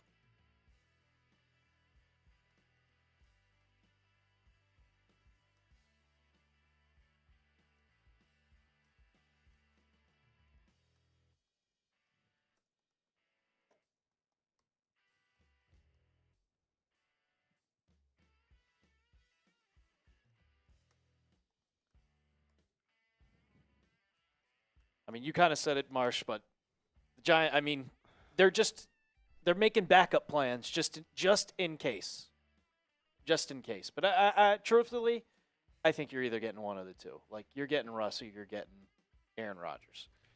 This is just making sure in case worst case scenario happens. Chris Kalath says, does Marshall respond to Super Chats? Chris, is this your first time watching the show? Chris, is this your first time watching the show? On a serious note, is this your first time? We love first timers. We love to pop cherries on this show. Okay, it is your first time. We answer all Super Chats, my man. May take us a little while because when news about Joe Flacco comes out and news about Aaron Stinney comes out, I'm going to make sure everybody gets the news on that first because that's my job, to break down the news, give my opinion, and share my thoughts. So I'm sorry if your Super Chat took a little long to get on screen. We've been live for 2 hours and 3 hours now. 3 hours. And for 2 hours and 40 minutes, all we've done is answer Super Chats. So I don't mean this to pick on you, but yes, we're going to answer your Super Chat. I appreciate you Super Chatting. Just stick with us. I take a little longer to answer people's Super Chats because I want to give them good answers. If you're going to pay your hard-earned money to hear my opinion, I'm going to give you my full, thorough attention. So it may take a little while. It's a long line. The only way to skip the line is by sending a $50 Super Chat or more. So stick with us. Thank you. And I love the fact that we popped your cherry today. Pop cherries is crazy. You'll never forget your first time, bro. You'll never forget your first time Super Chatting on Giants Now. No, sir. Hey, you're all good, bro. You're all good. Let me just get my bearings a little bit. Some breaking news. And look at that. We get a cut right in. Breaking news happens in. How long did it take to get a video out, Marsh? How long did it take to get this video out? 25 minutes after the news broke? Both the Stinney and the Flacco news? That's why you subscribe right there.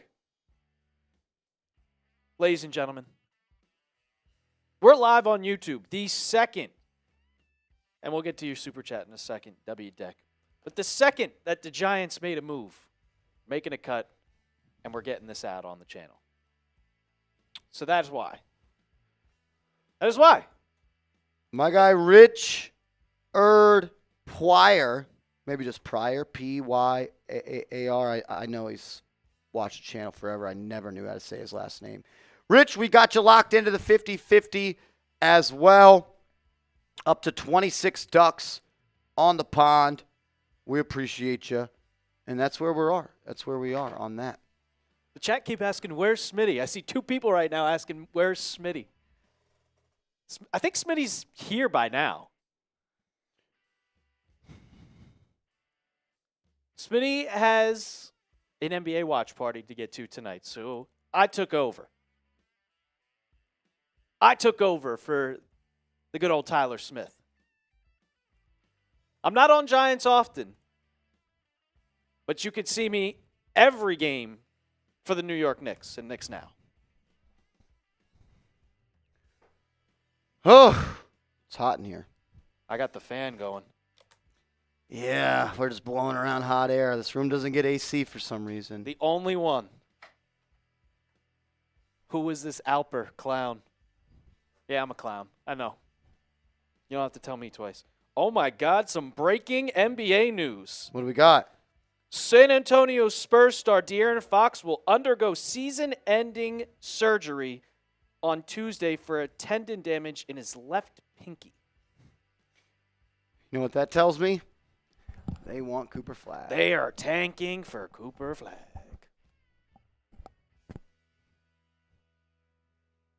All righty, let's catch up on some super We got chats here. Alper, the kind of Giants fan. What's up, Jamie Anderson? Oh, man. WDs! What's up, Beast? You're good, troll. He says, you think there is a chance we sign Cooper Kupp? Not really. Smitty seems to believe that the New York Giants are willing to pay another receiver. I don't. I think they're going to address it in the draft. I just don't necessarily see it. You're gonna pay Darius Slayton $12 million to be wide receiver 2? He has a wide receiver 3. He has a $16 million cap hit next year. You also still have Wan'Dale Robinson on your team, who was a second-round pick 3 NFL drafts ago. Are you going to allocate Wan'Dale Robinson to wide receiver 4? I don't know. I don't necessarily see the Giants going out and paying another receiver. I would love Cooper Kupp. I really do. I just don't necessarily see it at this point. There we go. What's up, Raymond? Appreciate the super chat, Dub. Yeah, I would love to. You guys know I want Cooper Kupp and Aaron Rodgers. That's the dream. I don't think so. Hey, Marshall. Thank you for the love, Raymond. Do you think it's crazy to say Lawrence Taylor is the greatest football player of all time? My dad thinks yes. No, it's not. It's not crazy to say that. But I think it's Tom Brady. It's Tom Brady. It's Tom Brady. He won all the Super Bowls, and he plays the hardest position in sports. Thank you, Beast Mode. I think it's a very good argument to say Lawrence Taylor is the greatest defensive player ever. That's not even an argument, to be honest with you. That's not even an argument. Only defensive player ever to win MVP, I think. I couldn't think of anybody else. I think that's right. Oh, boy. Michael Guglielmo join the 50-50 raffle. Shout out to my guy, Mike G. We appreciate you, Beast Mode. Michael Guglielmo. My man, we appreciate you guys. I will say, I got to be at the vet at 7 p.m. Central Time, so 8 p.m. Eastern Time. So we're going to sign off here. I'm going to say in the next 25 minutes. Okay. So we got to get through these super chats. Yeah. At the top of the hour, we're going to sign off. So if you want to throw pause, back the Venmo Cash App right there. Right now, there are 27 ducks on the pond. Mike G, you're in, Beast. You're in, Beast. We told you. Michael Guglielmo, you are in, my guy. You're in, Mike G. Mike G, press live. Everyone in the chat, tell Mike G to press live. Press live, Mike G. Everyone Press tell live. Mike G to press live in the chat. Come on. Please, everybody in the chat, tell Mike G to press live. You good, Mike G. You're good. You don't have to apologize to us. Mike G's the real one.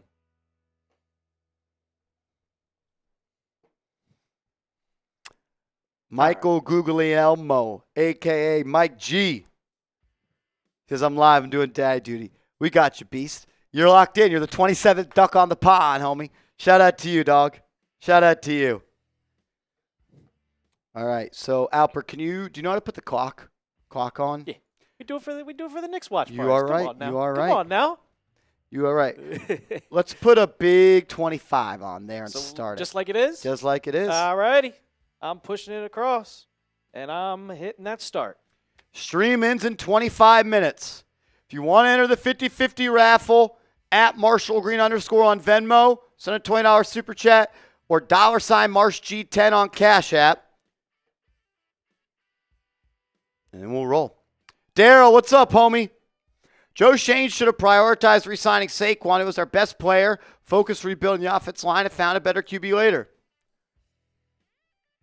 I don't disagree with you, bro. I don't disagree with you. Still hurts. Still hurts. Robert Post. How long do you wait for Rodgers if there's a chance to lose out on Russell? I don't think there's a chance to lose out on Russell because I think there's only two teams that want Russell Wilson. The New York Giants and the Pittsburgh Steelers.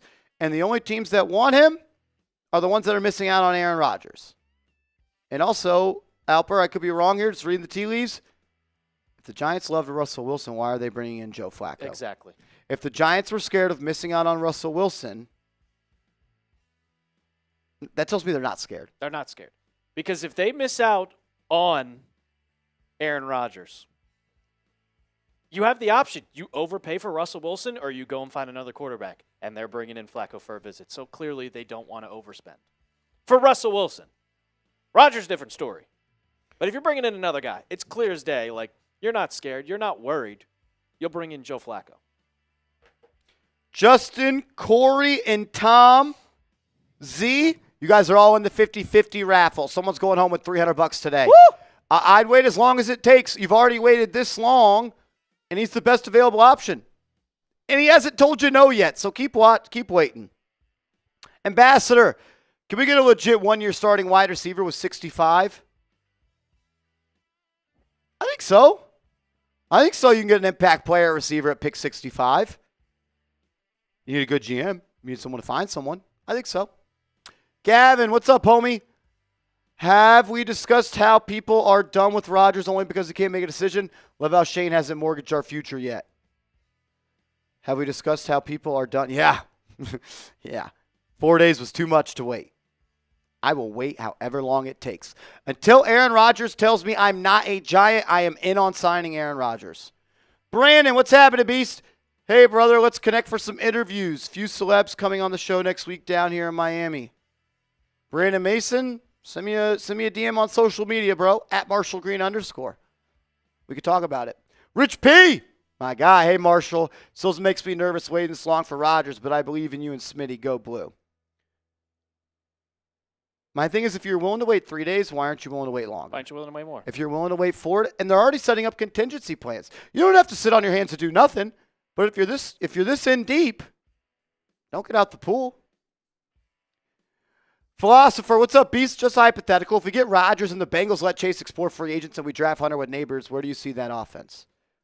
Chase, Hunter, Neighbors, Rodgers? You can go to the Super Bowl. that Chase, Jamar Chase on the Giants with Aaron Rodgers and Malik Neighbors and Travis Hunter? That's a damn good football team, man. That's a damn good football team. Jay Liv, 11 mil is nothing? Nothing? My wife is the best special education teacher in Brooklyn. Fact. 11 mils, nothing. I'm out. See y'all. Booyah. Jay Liv, we love you, bro. Rob Jigga, what's up, chat? Thanks for doing this today, Marsh. Any news on Tevin Jenkins? None. I heard he has injury problems.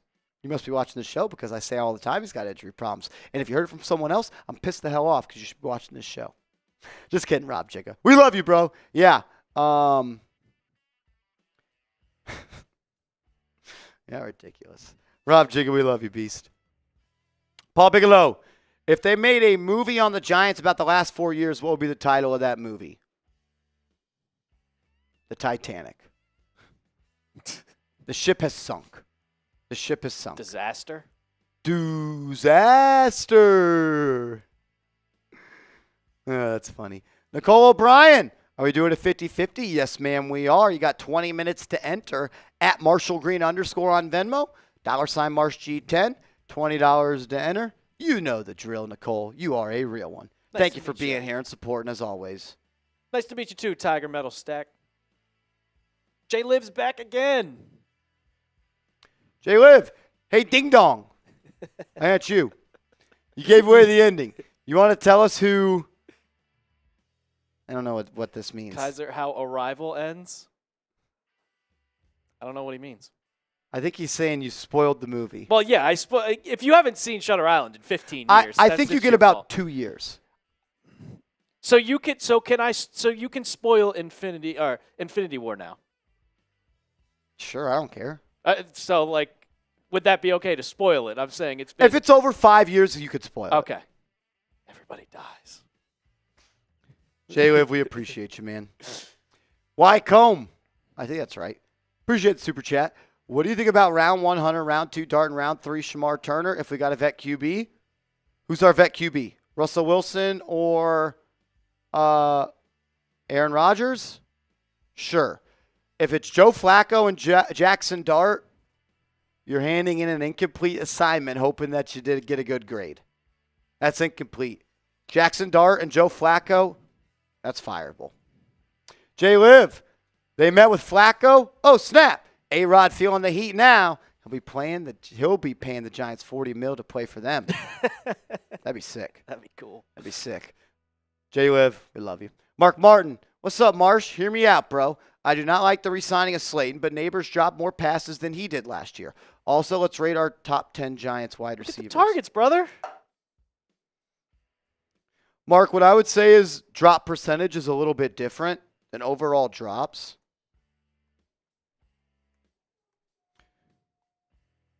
Look at the targets between Slayton and Neighbors. Slayton had 7 drops last year. Neighbors had 8. So one more drop. Neighbors had 165 targets with a drop percentage of 6.8. 6.8 drop percentage, okay? Can you remember that? Yep, 6.8. Got it. Darius Slayton, 15.2. 6.8 drop percentage to 15.2? I think the drop percentage paints the story a little bit more. Way more. So that's what I would look at. Also, let's rate our top 10 Giants wide receivers. I need a lot longer than the time I got right now. I'll come up with the list, Mark, and I'll share it next time we're live. Capiche? Mark Martin. I'll say this, and I know no one's going to agree with me. Some people will. Odell Beckham Jr. is the best receiver to ever play for the New York Giants, and it's not relatively close. Don't tell me Amani Toon. I don't care if he won a Super Bowl. We're not talking accolades. We're not saying who won that had the best achievements with the Giants. Odell Beckham Jr. is the best receiver to ever play for the New York Giants, and it's not close. That run from 2014 to 2017 was one of the greatest runs, greatest talents I've ever seen from someone. On a slant, it didn't matter who was guarding him. If you threw a slant to him and he catches it, gone. The speed, the high point catching the ball, and just the catch radius for Odell Beckham Jr. Unbelievable. Shout out to you, Mark. You got another one. Again, Troll told me to send another 10, LOL. So I also wanted to say Daniel Jones is the worst QB in Giants history, and I said what I said. Fight me. Stand on it, Mark. Stand on it, beast. Hakeem Nicks is better than Odell Beckham? Huh? Come on, dog. I love Hakeem Nicks. You don't win a Super Bowl without Hakeem Nicks. I think Victor Odell Cruz Beckham's was better than Odell Hakeem Beckham Nicks. might be the best Giants offensive player, non-quarterback. Maybe the best Giants skill position player ever. I do have a signed Odell Beckham Giants jersey. Like Tiki Barber's obviously up there, and you can go in the past as well. What Odell Beckham did here was unreal, guys. Unreal. Corey the Savage. Everyone let Corey know we got a super chat. Says, Marsh, you look just exhausted, bro. No faith in Shane and Dable, period. My confidence in the offensive line is 4 to 5, and I'm being generous. Hey, man. I'm trying my best. Hopefully I don't look terrible. I don't know. I think I look all right. I think the peak's peaking. Thanks, Corey. Antonio Ruiz, Russ starter on Flacco as backup. Job is at Stoke. Russ starter and Flacco as the backup? No. No. You sign one of them. And hopefully it's Russell Wilson over Joe Flacco. And you draft a quarterback named Cam Ward or Shador Sanders. Cam Ward, please. I'll kill a man for it. Chris, what up? And that man's Jeremy Chugs. Is it possible for the Giants to re-sign Isaiah Simmons? Possible? Yes. Likely? No. He said he wants a new job, a new opportunity, and new scenery. He wasn't a part of the plans last year. Broke a chip. Marshy, what's good, fam? What's good, fam? We're good, fam. Are you good, fam? Shout out to you, beast. Kevin C. Confidence in 6 or more wins with either Aaron Rodgers or Russ. If Aaron Rodgers is a Giant, they are living in the hunt graphic all year long. And that's more than 6 wins. The OLI. With Russell Wilson, I think 6 to 7 wins is probably your peak. And who's happy with Flacco as plan D? It's never good if you're on plan D. Well, Rodgers is technically plan B. Kevin, we appreciate you. Broke a chip. Cam Ward, let's go Giants. Yes, sir.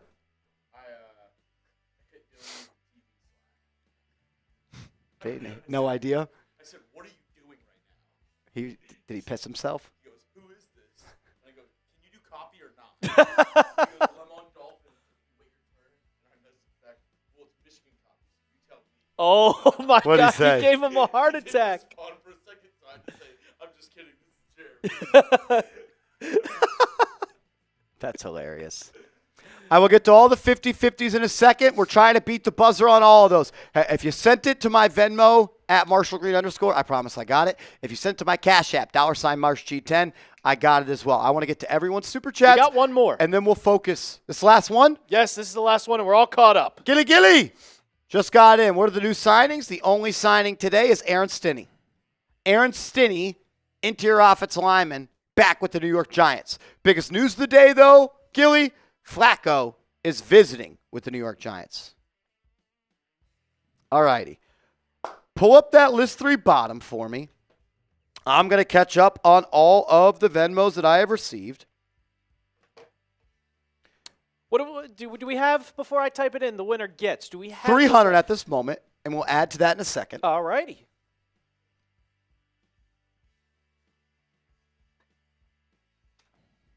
John Vo, you are in. You're in. Donald Way, you are in. Brian Monahan, a.k.a. Alan Manrick. I don't know if I'm supposed to say your name like that, so I apologize if I just doxed you. You are in. I'll go to my Cash App, see if anybody has entered. Zachary sent a $3 Cash App. Thank you, Zachary. Says, keep up the good work, bud, and go G-Men.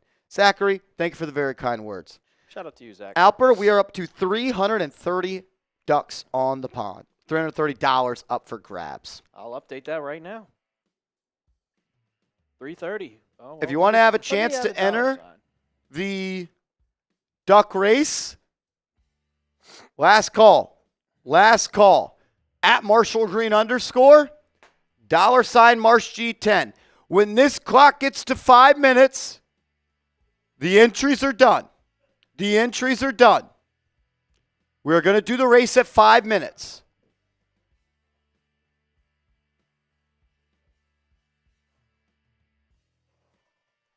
William McDonald. You're in.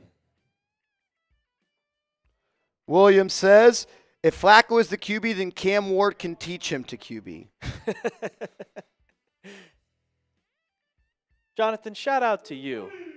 Jonathan says, been enjoying this channel, only been subscribed for maybe a month, but really enjoying it. Shout out to you, Jonathan. Shout out to you.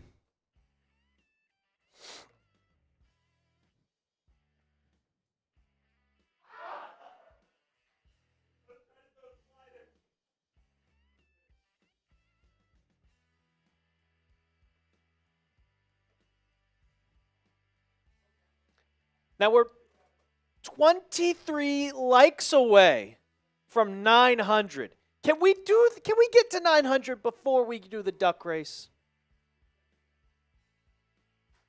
I'd love to see a big fat 900. Troll, I see your comments. I enjoy it. I love it. I find them funny.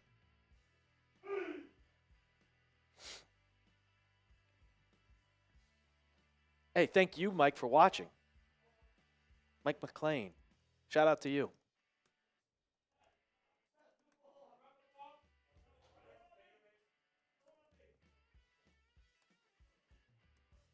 Yeah, Tom Diggs was balling out. I really kind of just been...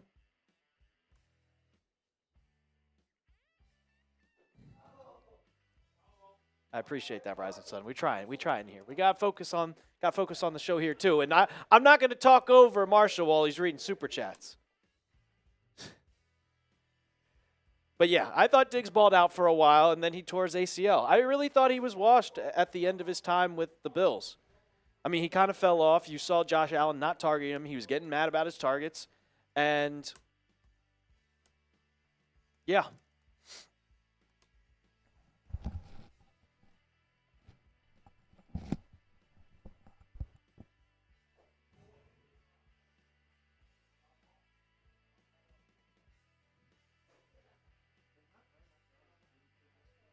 I'm not to be mean to you, but what the hell are we doing waiting? Did everybody not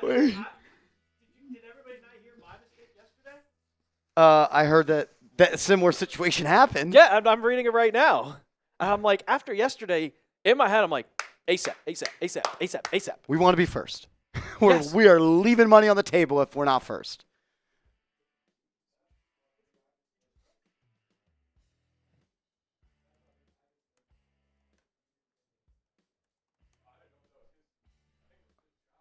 Shout out to you, Richard.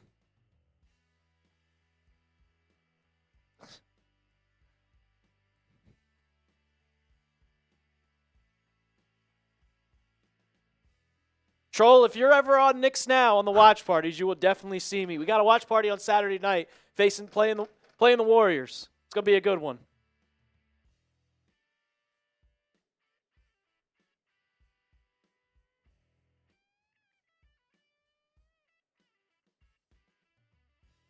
I just need to relax. All right. I can't believe that. No, I'm with you. And then you just leave. Yeah. Before 6. Yeah. In free agency week. Yep. I just don't get it, man. I just don't fucking get it, man. Working too much to listen to any basketball. It's hard.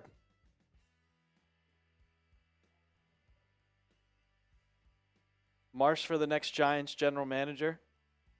Put him in charge. You know, like when you can feel yourself get mad? Oh, yeah. I know it. I know. I show my emotions very well, too, so I apologize. All right.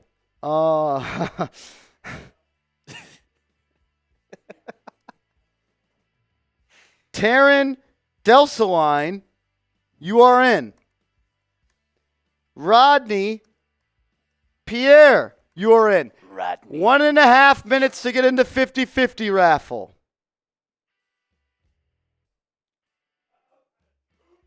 JV Bronx. Marshall's one of the most dedicated guys I've seen. Anthony Watts, you are in beast mode. All right. All right. You want to load up the duckies? I have the duck race up here. All right. Vincent Bailey, I'm just waiting for. you are in. I'm waiting. Move for over the all of them. names at 5. We'll Yeah. close it off at Yeah. 5. Sweet. I got you. Troll, are you in? I don't see a Venmo from you, brother. I don't see a Venmo from you, brother. Do this. Matthew So- Iyer, you are in 2 times. Tink, tink, tink, tink, tink, tink.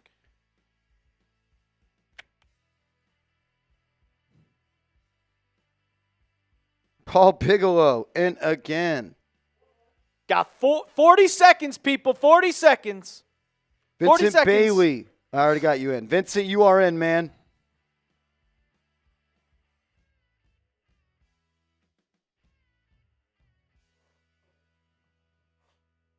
There's another Bronx. How confusing. Bronx boy, I know. I thought that was you at first. I was looking. I was like, wait, that's not Bronx boy. Oh, okay. We got 2 of them in here. 14 seconds, Troll. I don't have a cash app from you, brother. Carlos Escamilla, you sent in 10. It's 20 to get in. If you send in another 10, we'll allow you in. If not, I could send it back. Just let me know. Troll, if you want to get in, the time is now, brother. You know the drill. We're past 5 minutes. Right now, the pot is up to $410. You have until Alper gets all the ducks on the pond. Kenya Steele beats the buzzer. We'll add Kenya Steele in there. My guy, King Kenya. King Kenya. Kenya made it in. I got him. Lamont. Oh, we're getting more. All right. Lamont. Roos, you are in. Sorry if I mispronounced your last name, Beast Mode. Thank you for supporting the channel. All right. Are we in? Is that it? Troll is in. All right. I'm putting in troll. 44.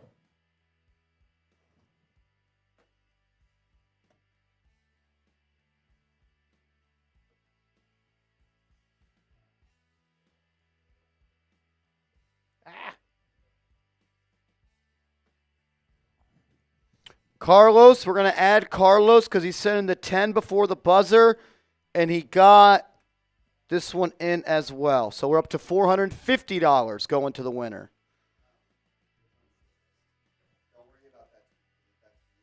What tweet?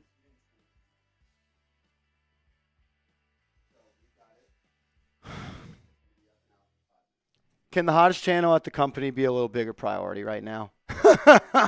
Holy fuck, if it was Raiders or Cowboys, everyone would stop, drop, and roll. I know. I'm not talking to you. I appreciate it. I'm sorry. All right. The names are in. Did it get pushed with that, and then are we just editing it? Okay. Yeah. Okay. I didn't make one yet. Appreciate it. Oh my God, dude. Alan, how is the pot an odd number? Well, Alan, if there are 45 people to enter at $20 and $10 goes into the pot for every entry, 45 times 10, there is never, and 450 isn't an odd number. Okay. Raffle is done. If you don't have it in by now, I'm just going to take it as a super chat to the channel. I can't do this game all day. I got to go. Richard, you are in.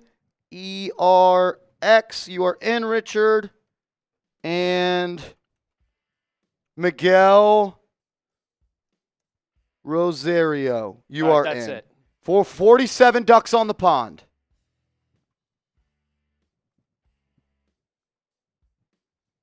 That's all I got.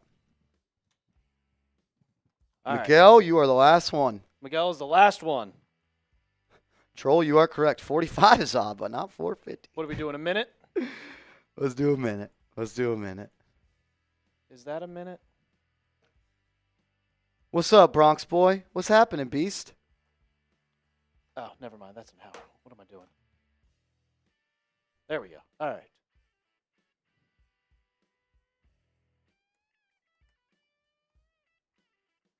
All right.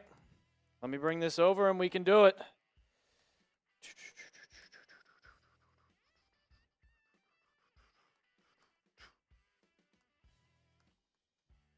All right, Marsh.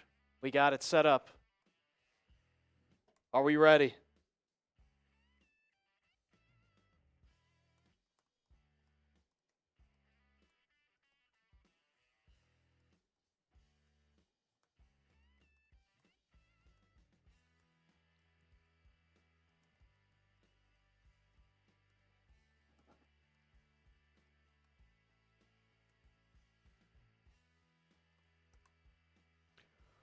All right. Go back real quick. Just quick. I don't know how you get out of that. Okay. Here, let me I'll take it off. No. Keep it I'll up. keep it on? Yeah, keep it up. Like, just Okay. go back.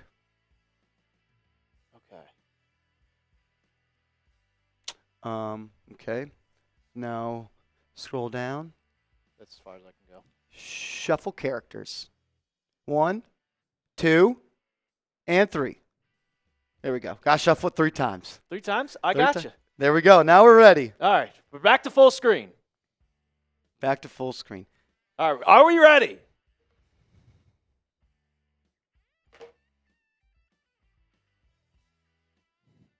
All right. I'm going in 5, 4, 3, 2, 1, and they're off. Somebody's going home with $470 hairs in their pocket I today. can't see who's in first. I think that is Lamont Roos coming in first, but I Matthew wish- Ayer. I wish everybody could win. There's There's only one winner. There's only one winner. Just over 35 seconds left, and Tara Del Sun is taking the lead. Who's it going to be? Usually when you're leading this with 20 seconds left, you don't want to be leading. You want to be somewhere around where Paul Bigelow is. Oh, Kenya! Kenya, you ducked your dive. Kenya, you Here pro. we go. 14 seconds left. Lamont is in Here the we lead. go, Justin here in we second, go. and Rodney's taking second place now. We got 5, 4, 470. 3, 2, 1. Michael Elliott, the winner.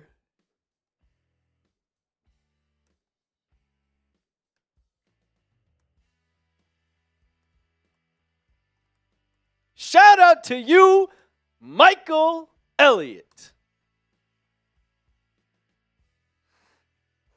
Paul Bigelow says my duck got sniped. Woo! Michael Elliott. And he's going home with how much? 470. Over $400. Michael Elliott had 2 ducks on the pond. That's Shout all out you to need. Michael, a.k.a. NY Giants 3802. Shout out to you.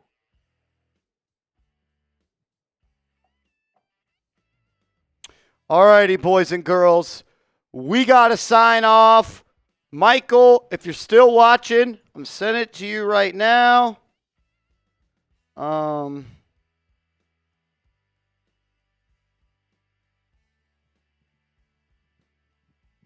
Live tomorrow? Unfortunately not. Tomorrow is my only off day of the week. If Aaron Rodgers signs, I'll come into work and I'll do it. Yep. I'll probably... Knock on wood. I'll do videos from home as well because I love you guys. But I'm going to try to enjoy my off day. I've been working a good bit. Rest that voice. Pause. All right, Michael. 470 we said. Right? I think that's right. 47 ducks on the pond.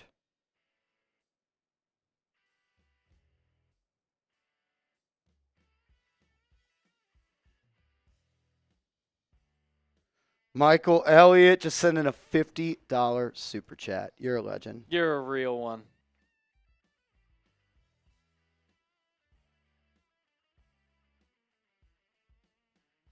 Oh, yeah, I said Aaron Rodgers.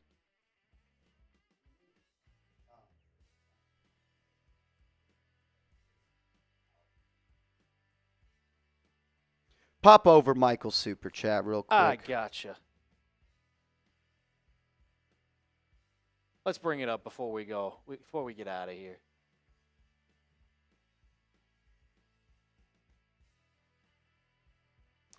Michael, let me know when you've received the check of $470.